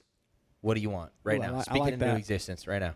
By 28 years old, I want to be selling out stadiums. Lucas Oil, Mercedes-Benz, Nissan, and eventually a world tour. But mainly, I want to make people feel something when they listen to my music on the radio. Yeah, dude, let's go. And then that will translate to live performances at places like that. Have you cut any songs yet? Yes, sir. Okay, who are you producing stuff back home with somebody back home, or are you doing Yes, it sir. here? I'm using Jan Smith Studios in Atlanta. Okay. Do you have Get- a band? Get up Yes. here, get in, meet some people, and cut a 4-side EP up here, and just see what it does. And if it falls flat on its face, cut a fucking another one. I cut a song. I actually started out recording up here. I cut a song called "Biggest Fan," And I submitted it to the Josie Awards at the Grand Ole Opry, and I won Artist of the Year for it. Nice. Well, then Let's why go. the fuck graduate high school, get that piece of paper, and get your ass to the 615. That's my opinion. Sorry, Dad. I know you got college aspirations and all that shit, but look. I'm putting you on a rotation. I like it. Congratulations. This guy. Let's go. Jay. yeah. Jonathan, good to meet you, brother. That was Johnathon awesome. Heilbroun, everybody. Give it up for him. Oh, yeah. He's going to have a different name next time we see him. I love it. All right, we got the bucket. We're going to keep it quick. You guys having a good time? What a night. What a night. Bringeth the bucket forward. Jesus. Come on. Come on. Austin, you want to do it or me this time? What do you want? You do it. Woo. Yeah. This sounds like Law & Order. Oh, my God. Kieran Tellier. No way! Whiskey in the bottle. Kieran. Come on, Kieran. We Let's know go. Kieran. What changed after your first #1 song? Oh, boy. My bank account. First thing. God damn it. Secondly, man, I just think, I don't know. They like. So this is going to get heavy for a minute. I just found out yesterday that my grandfather is on hospice back home. And that's brutal, and that's all I'll say about it. I'm flying home on Wednesday to be down there with him. But in 2017, we had the #1. I went home. That was in October. I went home for Thanksgiving, and he pulled me to the side. We were talking, and he goes, "You know what?" He goes, "You could live your whole life, the rest of your life, and when they bury you and they put it on, if they wanted to, they could put #1 hit songwriter on your headstone." He goes, "That's the 1% of the 1%."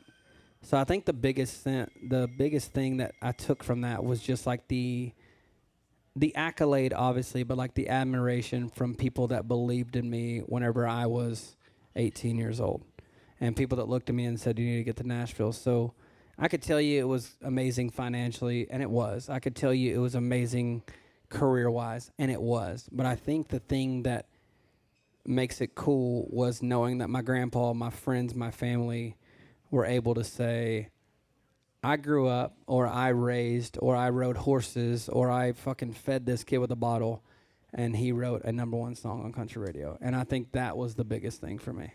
So That's awesome, man. Yeah, man. I love that so much. No, Yeah. that's really cool. Thank And you, I'm dude. so sorry about your grandpa. No, man. it's fine. He's tough, man. He drinks a case of beer a day. He's 80-something years old, and he's rocking and rolling, and he basically said it's been a good run. And so I'm going to go see him this week. What's his name? Odell Rowe is his name. Odell Rose. He's a Vietnam vet. He's a cowboy, and I'll drink to Can him. we do Cheers, y'all. a cheers to Odell Rose tonight? Everybody like put your that. drinks up for Odell Rose. Come Cheers, on. man. Cheers. Cheers. Thank you, buddy. Absolutely. That's awesome. Everybody give it up. Kieran, what are you singing for us? Whiskey in the Bottle. Whiskey in the Bottle. All right, everybody. This is a hit song, by the way. This song, how many views does it have on TikTok and Instagram? I think last I checked, it was sitting around 30 or 40K. No, but on it's got a bunch of views. No, that's the other one, Nashville Dreams. Oh, okay. All Nashville right. Dreams has 1.4 mil. Oh, wow. All right. Everybody give it up for Kieran Tellier singing Whiskey in the Bottle. Come on.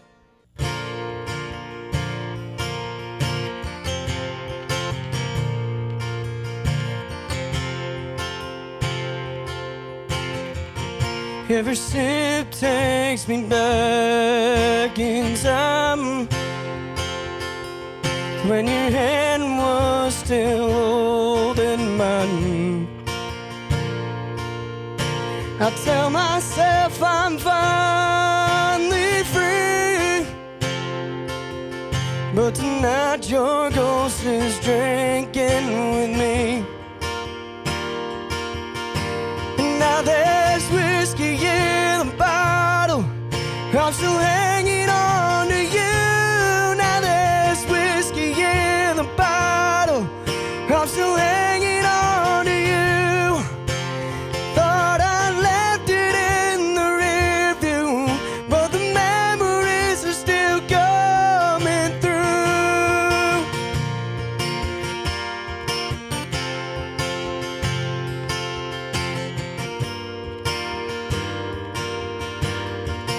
Tried moving on, I tried letting go, but shadow follows everywhere I go. No matter how many shots I get into, I can't drown the thought of you. But now there's whiskey in the bottle, I'm still hanging on to you. Now there's whiskey in the bottle, I'm still hanging on to you. Thought I left it in the rear view, but the memories are still coming through. Another round sitting harder, and it ain't strong enough, it's true. Keep raising up this bottle, it's the only way back to you. And now there's whiskey in the bottle, I'm still hanging on to you. Now there's whiskey in the bottle, I'm still hanging on to you. Thought I left it in the rear view, but the memories are still coming through.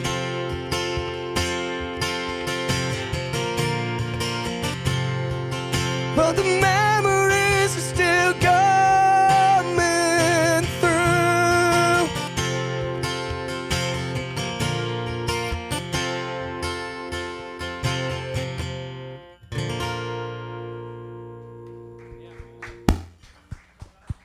Kieran and Telly, everybody. Kieran, where How you you from, doing? buddy?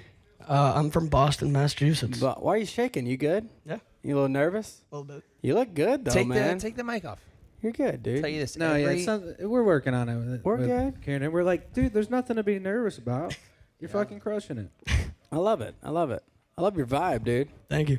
I got a shirt, a Brooks and Dunn shirt that looks exactly like your guitar strap, and that's all I could think about. Oh, It yeah. was fucking sick, Yeah, I dude. know exactly what. Yeah, I've got Is it. it like a torty? Yeah, dude, Yeah. for sure. What's new in your life, man? Not much. About to graduate Belmont here on Saturday. Oh, you And, graduated on Saturday? Hey! Hell yeah, dude. Hell yeah. You know, got my last final Wednesday. Let's go. What's your last final? Wednesday. What class? Oh, what class? Sorry. I thought you said when. I was like, No, what is Songwriting. no, I took that final already. Oh, okay. Artist management. it? Artist management. So, I have a question. So you're from Boston, and Yep. you've been at Belmont 4 years, 5 years? How long? 4. 4 years. Yep. So, moving from Boston, what was the culture shock like moving to the South, moving into Nashville? Honestly, I think the biggest thing was just people were so much more encouraging. Yeah. And a lot nicer. Yeah. You know, I didn't have, you know, an, I guess, like average childhood, as you know, I was very sick as a kid. Yeah. And you know, I had a transplant that saved my life. What kind of And, transplant? Bone marrow. No way. Okay. That's I awesome. was- How old were you? I was 7. That's awesome, man. Yeah. Good for you, bro. So you know, I grew up in and out of the hospital quite a bit, and but you know, it's shaped me who I am, and Made you know, tough, made you strong, made you resilient. Yeah, I like and it. so you know now, I just had my first song go viral in November, and so Okay, question. I know this is probably out of pocket. Can I hear this Nashville Dream song? Can you Sure. play it? Can you play it for us? Just a verse chorus. Just a verse chorus. Let me hear the verse Just the chorus. I verse just want to chorus. hear this thing that went I viral. was looking at us for like permission. Yes. Yeah, dude. Let me. I just want to hear the Verse verse chorus. chorus. I just Verse want to hear the verse chorus.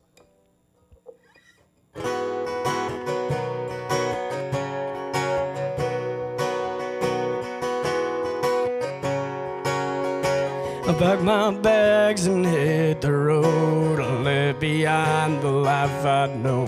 The city lights ahead and shining so bright. But Nashville's calling, I'm ready to take flight. Guitar and an art full of hope, and every mile a story to elope. The dreams so big they light up the night, and Nashville's calling, feeling just right. Nashville dreams. I'm on my way. I'm singing songs both night and day. Music flowing through my veins. Nashville's calling. I'm breaking chains. That's awesome, dude. I like the guts to write about chasing the dream, man. Nobody does that anymore. Yeah, I love it. What's any dates you've been on? Anything like now that you're graduating? and- Austin's so infatuated, man. His love life is just fascinating. He just His love life? well, All right, let's talk about the. I don't know this about you. Kiernan just has the shittiest love life. He's All like right. a constant wingman, and he's not willing to admit it, but he just gets ghosted by all these girls. So He's no Barney Stinson. what's next? What's next? What's next? I mean, I don't know. He's definitely not a John Worthy. I Just just, out there slaying Latinos. I just wrote. Latinos. I just wrote a. Yeah, I just wrote a song a couple weeks ago about a girl from Louisiana, and I was hanging out with her for about 2 weeks straight. All right. So my question is, But you're nothing from since. Boston, taking a girl from the Bayou to Boston, or bring a guy from Boston to the Bayou. Those accents do not fucking work, dude. How are you gonna make that work if it does happen? Well, Sign language. Hire a translator. yeah, sure. Park the car in the garage. I think my dad is the only one in my entire family that actually has the Boston accent. Is it pretty thick? Yeah. Dude, Crawfish are in the same family as lobsters. What does your all right? dad? What does your dad do? I saying. never asked. What does your dad do? He's in real estate. Really? Yeah. So in Boston proper? Yeah. So you're rich too. Fuck yeah, dude. All you fucking rich kids. I dude. mean, I don't know. I don't think we are actually. I don't know. What does your mom do? She works with him. She what? She works with him. Oh. Yeah. She She's like the does secretary. all the like books. Oh. Yeah. Well, dude, the only thing I'll say about the song, I thought the song was cool. I think it's cool. I think there's something you can do melodically in the chorus to make it more interesting. I think it gets a little monotonous from verse to chorus. I think there's something you could do melodically and just find something new. Like maybe play a flat 7, maybe move something to where you can move vocally. Okay. Because right now everything you do is kind of right here. Even with the verse chorus you played, everything was kind of in this register. I think if you built some depth and you kind of found some different techniques to where you can find different sounds song to song, that's like the only 100%. thing I could say, man. I appreciate it. Yeah, dude. I appreciate you coming up. Karen, tell everybody. Give it up for him. Come on. Yeah, man. Hey. Hell yeah. We Cody. Cody made this happen. During Kiernan's performance, Yeah. I drew another name, everybody. Cody drew another name. Sarah Hardwig, come on up here. Yeah, I want to make sure we said it right. Hardwig? All right, got it. Come on up. So we're gonna do rapid fire real quick and we're gonna wrap the show up quick. But do you still, like, as a songwriter, as somebody in Nashville, like, do you still believe that the best song wins? Oh gosh, what a heavy question, man. Did you ever believe? Honestly, oh shit. You know what? That's kind of a day-to-day thing, to be honest. Like, it's kind of an in-the-moment thing because there are days. Because I think your goal as a published songwriter is to write the best song in town. We that try day. every day to write the best song. Every day. And so day. we, at the core, believe that the best song wins, but do you actually And I think believe? we're taught that, and I think your publishers tell you that.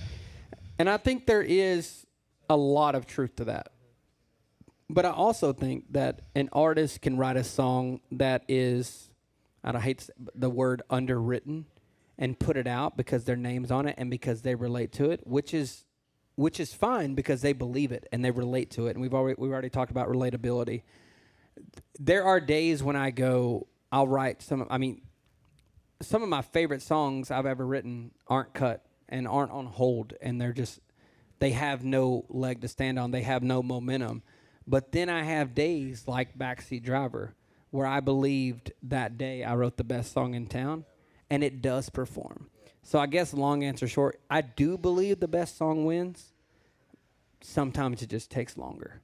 Like I think like a song like Backseat Driver that took 6.5 years to get recorded, 7 years to go #1. I think it'll have its day. I don't think you can get hung up on a timeline because House That Built Me was a 7-8-year-old song. Wow. Like Till You Can't won a Grammy. Must have been way ahead of its yeah, time. Exactly. Then. Holy shit. Till You Can't, the Cody Johnson song, took 7 years to get recorded. People don't realize this. That was the best song written in town that day, and it took over half a decade to get recorded. So I think there is some truth to the best song wins. Okay, I just don't think any song has a Even when you told your story earlier about Backseat Driver, Yeah. I'm sitting here, I did not... The way you told the story, maybe I wasn't listening fully, but I didn't realize that it was that long. Well, and that's what's crazy is people talk to me about Backseat Driver, and they're like, "So when you had daughters, and then you got this song idea," I'm like, "I wrote that song 2 years before I had kids." So my next question, and I'm going to be very careful about how I ask this because I know you have a publishing deal, and there's a whole game to this that nobody really talks about. Yeah. But you also mentioned something that you texted a song that took 6.5 years to Kane Brown, and he was like, "Oh my gosh!" And then 3 weeks later, it was going to radio. It's going to radio. Does a publishing deal matter? Oh shit. I think it does. Yes. Long answer short. I think it does because I think the connections, especially being at a major like Sony, which I am, because you wouldn't have had that. You wouldn't have had they're that relationship. invaluable. Like that. Like Rusty Gas and the President's Company. My plugger Aubrey Landon. I think she's the best plugger in town. She's a fucking rock star. Like everything I write, she's genuinely excited about, and she'll tell me if she's not. If she's like, "Hey, this just isn't it," I get it. We move on to the next song. It's new song, new day. That's kind of. I think a publishing deal does matter because they help you get into rooms that you don't belong in. They help you say like, "Hey, this guy has no hits, but what he brings to the table, it's a lot of potential." And you're not going to get into that room without the right person emailing or calling. So I think a publishing deal does matter. It's not as important as it was, but I think it still holds a lot lot of weight. So I think so. That's a great answer, and I do. And by the way, like maybe you wouldn't have written that song that day if you didn't have a published deal. 100%. You know what I'm saying? So it's like exactly. everything. Like, if I didn't look at my calendar, like, I just had the last Chris Young single, and it was great. That song was set up strictly through Sony. I showed up that day in November with no idea, no hook, no title, no melody, ready for Thanksgiving, and I walk in that day, and we write a song that Chris Young sends to the radio. That never happens without a publishing deal. No. So that's just the honest truth. That's awesome. Yeah. That's awesome. All right, Miss Sarah, you ready? I'm ready. All right, everybody, give it up for Sarah Hardwig singing "Breaking Away."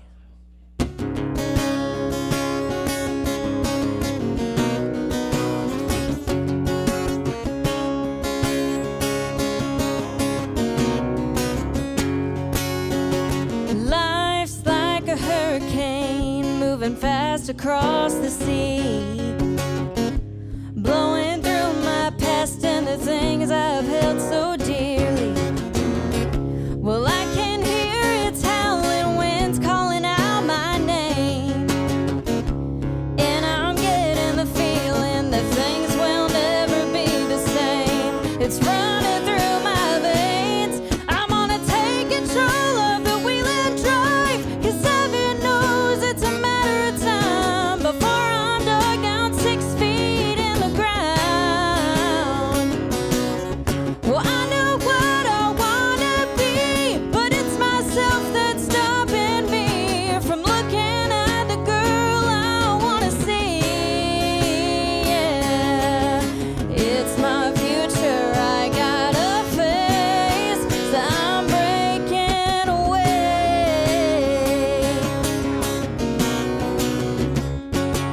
Well, it's time to learn from my mistakes, even though they're hard to accept. I've gotta learn to build a bridge off my shame and regret. But I know I've got a little faith to make it through the pain. I'm gonna take control of the wheel and drive, 'cause heaven knows it's a matter of time before I'm dug down 6 feet in the ground.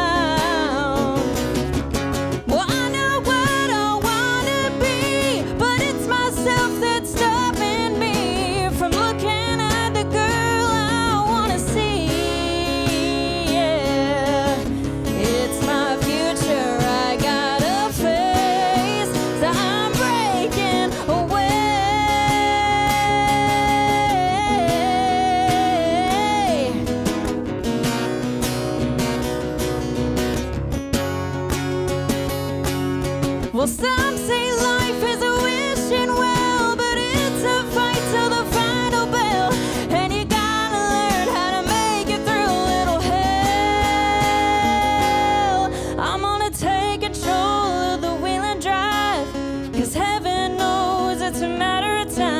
before I'm dug down 6 feet in the ground.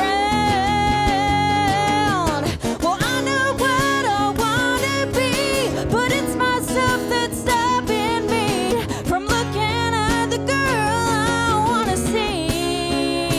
Yeah, it's my future I gotta face. Yeah, it's my future I gotta face. So I'm breaking away. Breaking away.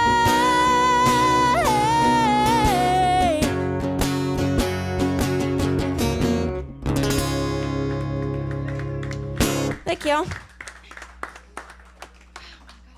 Sarah. That was awesome. Thank you.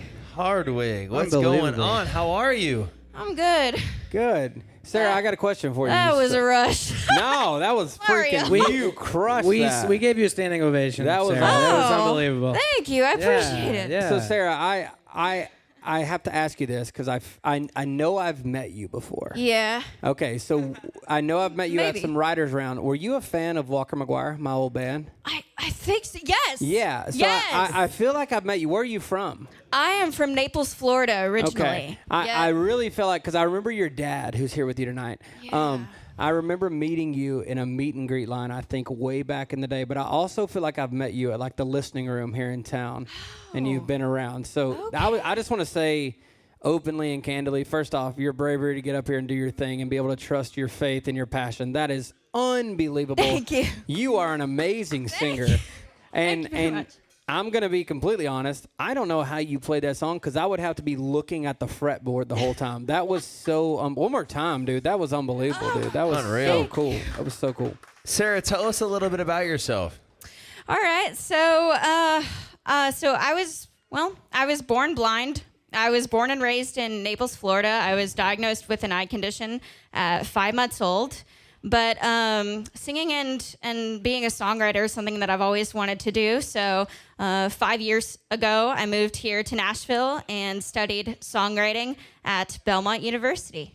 And That's incredible. I'm That's here. awesome. That Good is for you, awesome. man. Good Thank for you. you. Are your parents up here now too, or they're still in Naples? Yeah, they're here. Yes. That's awesome. Yeah, I definitely saw your dad helping you get the guitar, and I was like, I know Yeah. this guy. Yep. And then I heard your name, and I was like, I feel like I've met Sarah before. Yes. So that's so good to see you. You sounded incredible. Thank you. I appreciate it. Sarah, what's next for you? Like, I mean, amazing voice, amazing song. Thank you. What's next for you? Well, I am actually planning to release Breaking Away within the next few months here. Come on. And I also have a couple more songs that I'm planning to release as well. So I'm very excited to get some new music out for sure. That's awesome. Thank That's you. awesome. Just a random question, because I ask questions that are not like Yeah. of the book. So Yeah. what is something that people don't understand about being blind? Like what's something that maybe we miss just as people, you know, like what's something that you wish people knew about you? I wish people could. I don't know. I mean, I would say that this may not answer the question directly, but I will say that something hard that comes with being blind is not necessarily being able to connect with the visual aspects of life. And you know, a lot of the times, like when I'm in social situations and stuff like that, to some people, it may not look like I am not interested. Yeah. I am, but I mean, there's just things that I cannot connect with. You just you're much. processing in your own way. Yeah, exactly. So when I'm gonna go back to something that you said, to something that one of you guys said earlier. It's like, okay, write the song as if you're making the video. Oh wow. Well, for me, Wow. it's that like was Cody. It's Yeah, like for Cody's an me, idiot. I mean, someone can explain to me Yeah. what's happening in the video, but Wow. I cannot connect with it because I cannot see it. And You know what I mean? Okay, well, I think that's an incredible perspective because Yeah. like you have to actually feel the song. Like you have to be able to feel it emotionally because Yes. you've never been able to watch, quote unquote, watch the video. Yes. And I think there's something to that because what you're doing is very emotional, and I feel like whether your eyes are closed or open and you can Yeah. see the world or not, Yeah. you can still feel what you're doing. That's a wild perspective. That's incredible. I'm not That's going to incredible. ask you who your heroes are. I'm going to ask you, what music do you feel the most? Oh yeah. What music do I feel the most? I mean, I would say, I listen to so many genres of music. And regardless of whether that, whatever that genre is, if I can tell that the person that is making into the music really feels what they are making, that You can tell that. that connects to me. Well, I'll tell you, whatever God didn't give you in vision, He gave you surplus in vocals. Your voice is unbelievable. Thank you, guys. That was And incredible. It makes sense that you said that because your guitar, your choices in your chords and the way you were strumming the guitar was incredible. When I hear music, I'm how do I put this? I feel music as a musician. I feel music sometimes so much where I just am listening to how it sounds and sonically. Right. Leo picks on me this all the time. I cry often Yeah. to music, not because of the lyrics, Yeah. because of the sonic, what's going on sonically. So I Yeah. do get I think it. I think there's something really cool that Cody's trying to say is like nothing about what you just did is typical. Like everything you did from verse to pre-chorus to chorus to bridge was emotional, and I felt it. Like the chord changes, like going to the major 3 was like that just doesn't happen if you're not feeling the Right, song. Like right. you're finding the melody and you're like, let me sing what I want and then find the chord. It's not the opposite. You don't find the chord and then find the melody. And then you know that those freaking muted awesome, man. strokes going Yeah. into the chorus are going to That was get incredible. somebody. That was It's very just- moving. it's That was just very so- I'm moving. also going to, because what we do on this show is we talk a little shit. Yes. I'm going to talk some shit on Let's the go. artists that come up on the stage and they have their lyrics on the stage, on their Rookies. mic. On the and iPad. Yep, they have it on the iPad. And they have, they're completely not in touch with the audience because they're stuck- looking at they're the stuck lyrics. in the They're reading. lyrics. And I'm telling you right now, like, this is a big thing that we don't talk about. Because of you tonight, we were able to talk about this. Like, you were completely just in tune with In the moment. feeling Right. that you had writing that song. And How long have you been? Okay, I have a question for you. Yeah. I was wondering this as you were playing. Yeah. You obviously learned to play based on feel. When did you start learning guitar? I think I started learning guitar when I was 12 to 13, and now I'm 23. Okay, so for me, learning guitar, I watched on YouTube to figure out how to play. Yours is based on feels. So whenever Right. you were learning guitar, were you just like, okay, if I hold string 3, 4, 5, that's my A chord. Like, what was that mental process like? I mean, oh my goodness. I mean, yeah, there were definitely times where, I mean, it's just like you got to know, how to play, what fingers to put, Yeah. on whatever to know how to play a certain chord. But it's just like once you, I don't know. It's like once I knew those, The structure of like it. where to put it. I Yeah. think most of it was pretty much just self-taught. I mean that rhythm Does stuff that- was. does that capo right there help you know where the start of the fretboard is a little bit? Or Or you just, No, not necessarily. I just use the capo to change the key Yeah, of the the key. song or whatever. okay. No, it's like not. normal. No, I didn't know. It's I'm not just, that kind of a tool. No, No.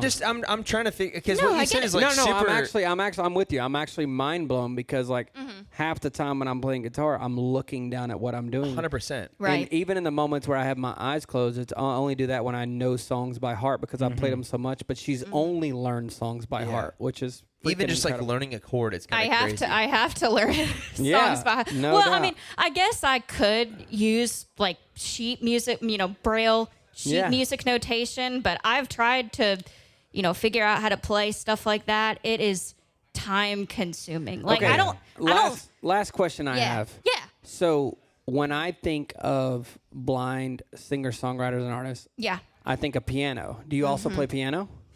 I do play piano, but I only play like three chords. Is it easier? I mean, obviously you have this down. Yeah.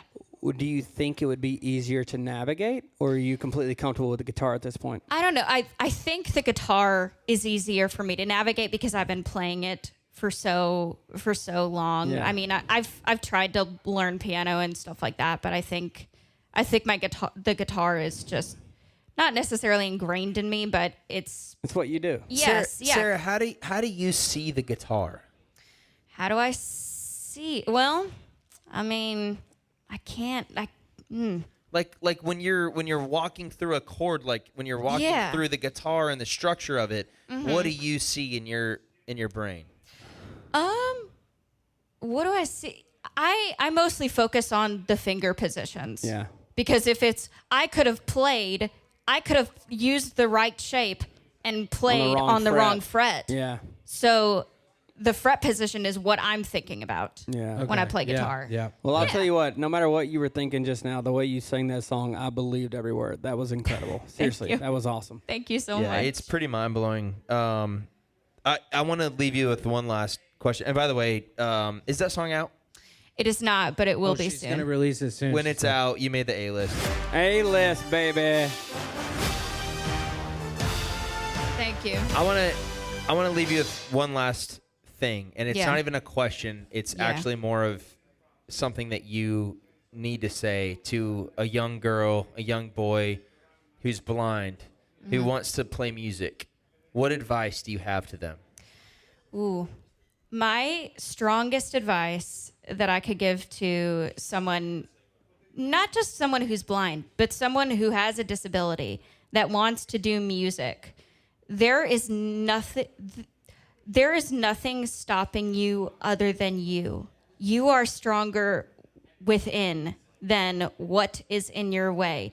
And if you can overcome those things, you can do anything you can set your mind to. It doesn't even have to be music. You could do anything to set your mind to. You just got to be out of your own way. That's awesome. One more time for Sarah, man. That's Sarah, incredible. we are all standing right now. Everybody here loves you. You are the best. Thank you so much for coming here. Thank you for having me. Give it up for Sarah Hardwick, everybody. Yeah, man. That Come was on. awesome. And what's your dad's name? Greg. Greg. Good to see you again, Greg. You're a legend. Dude, Wow. that was incredible. What a fun night. God, so inspirational. That was That awesome. was. That's the best way to end this night. That was awesome. Belmont hat that's also our NHL team. I don't understand. I that. don't know It's what a you're- Predators Belmont hat. Wow. Weird.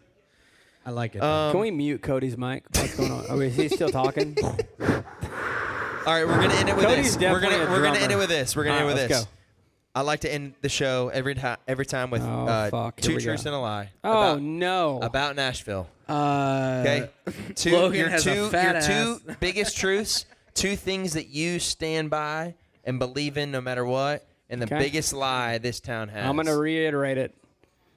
Must be present to win. That's number one. Be creative every day. That's number two. That's the two truths. And the lie is you have to have talent to succeed.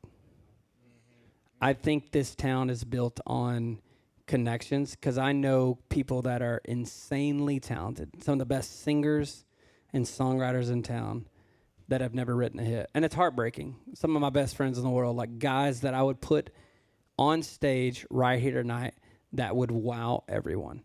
And I think there's something to be said about networking and meeting the right people at the right time, which goes back to my first truth. You must be present to win. Even if you're not the most talented, if you can work a room, if you can make one person believe and they have any kind of pull, you can get somewhere. I think you got to be present to win, and I think networking is almost more important than talent in this town right now. I love it. I love it. We have what's called the A-list, and we also have regulars on the show. Jordan, I would like to invite you to be a fucking regular I'll come host. back, dude. You Let's do are it. one of the most unbelievable people Dude, we've ever thank had. you, bro. You just brought the vibes. Hey, brought the vibes. No, man, I appreciate you guys, and I'm sorry it took me so long to get on. I mean, like I said, your message came through my request. Honestly, I don't check those. When I saw it and you hit me up, I was like, let me get on the first one available. It was today. Thank you for having me. Cody, Son I of know a- I gave you a lot of shit. You are actually a piece of shit, but I do appreciate you having me. Dude, nice to meet you. No, you're a legend. No, I love the moment earlier when I said something stupid and you said, fuck you, Cody. Yeah. I was like, It's this the is going to be best. fine. It's Hey, on. let's It's on. clip that. That's a clip. Amazing night. Thank you to all the guests that came up and performed. Thank you, guys. Give it up for Hey, Jordan let's Walker. hang out. Let's get some drinks. Come I wanna on, meet my name's everybody. Austin Berg, Cody Cheers, y'all. Hawkins, Mikey on sound. Hold on. Mike y'all video, hold on sound. Come on.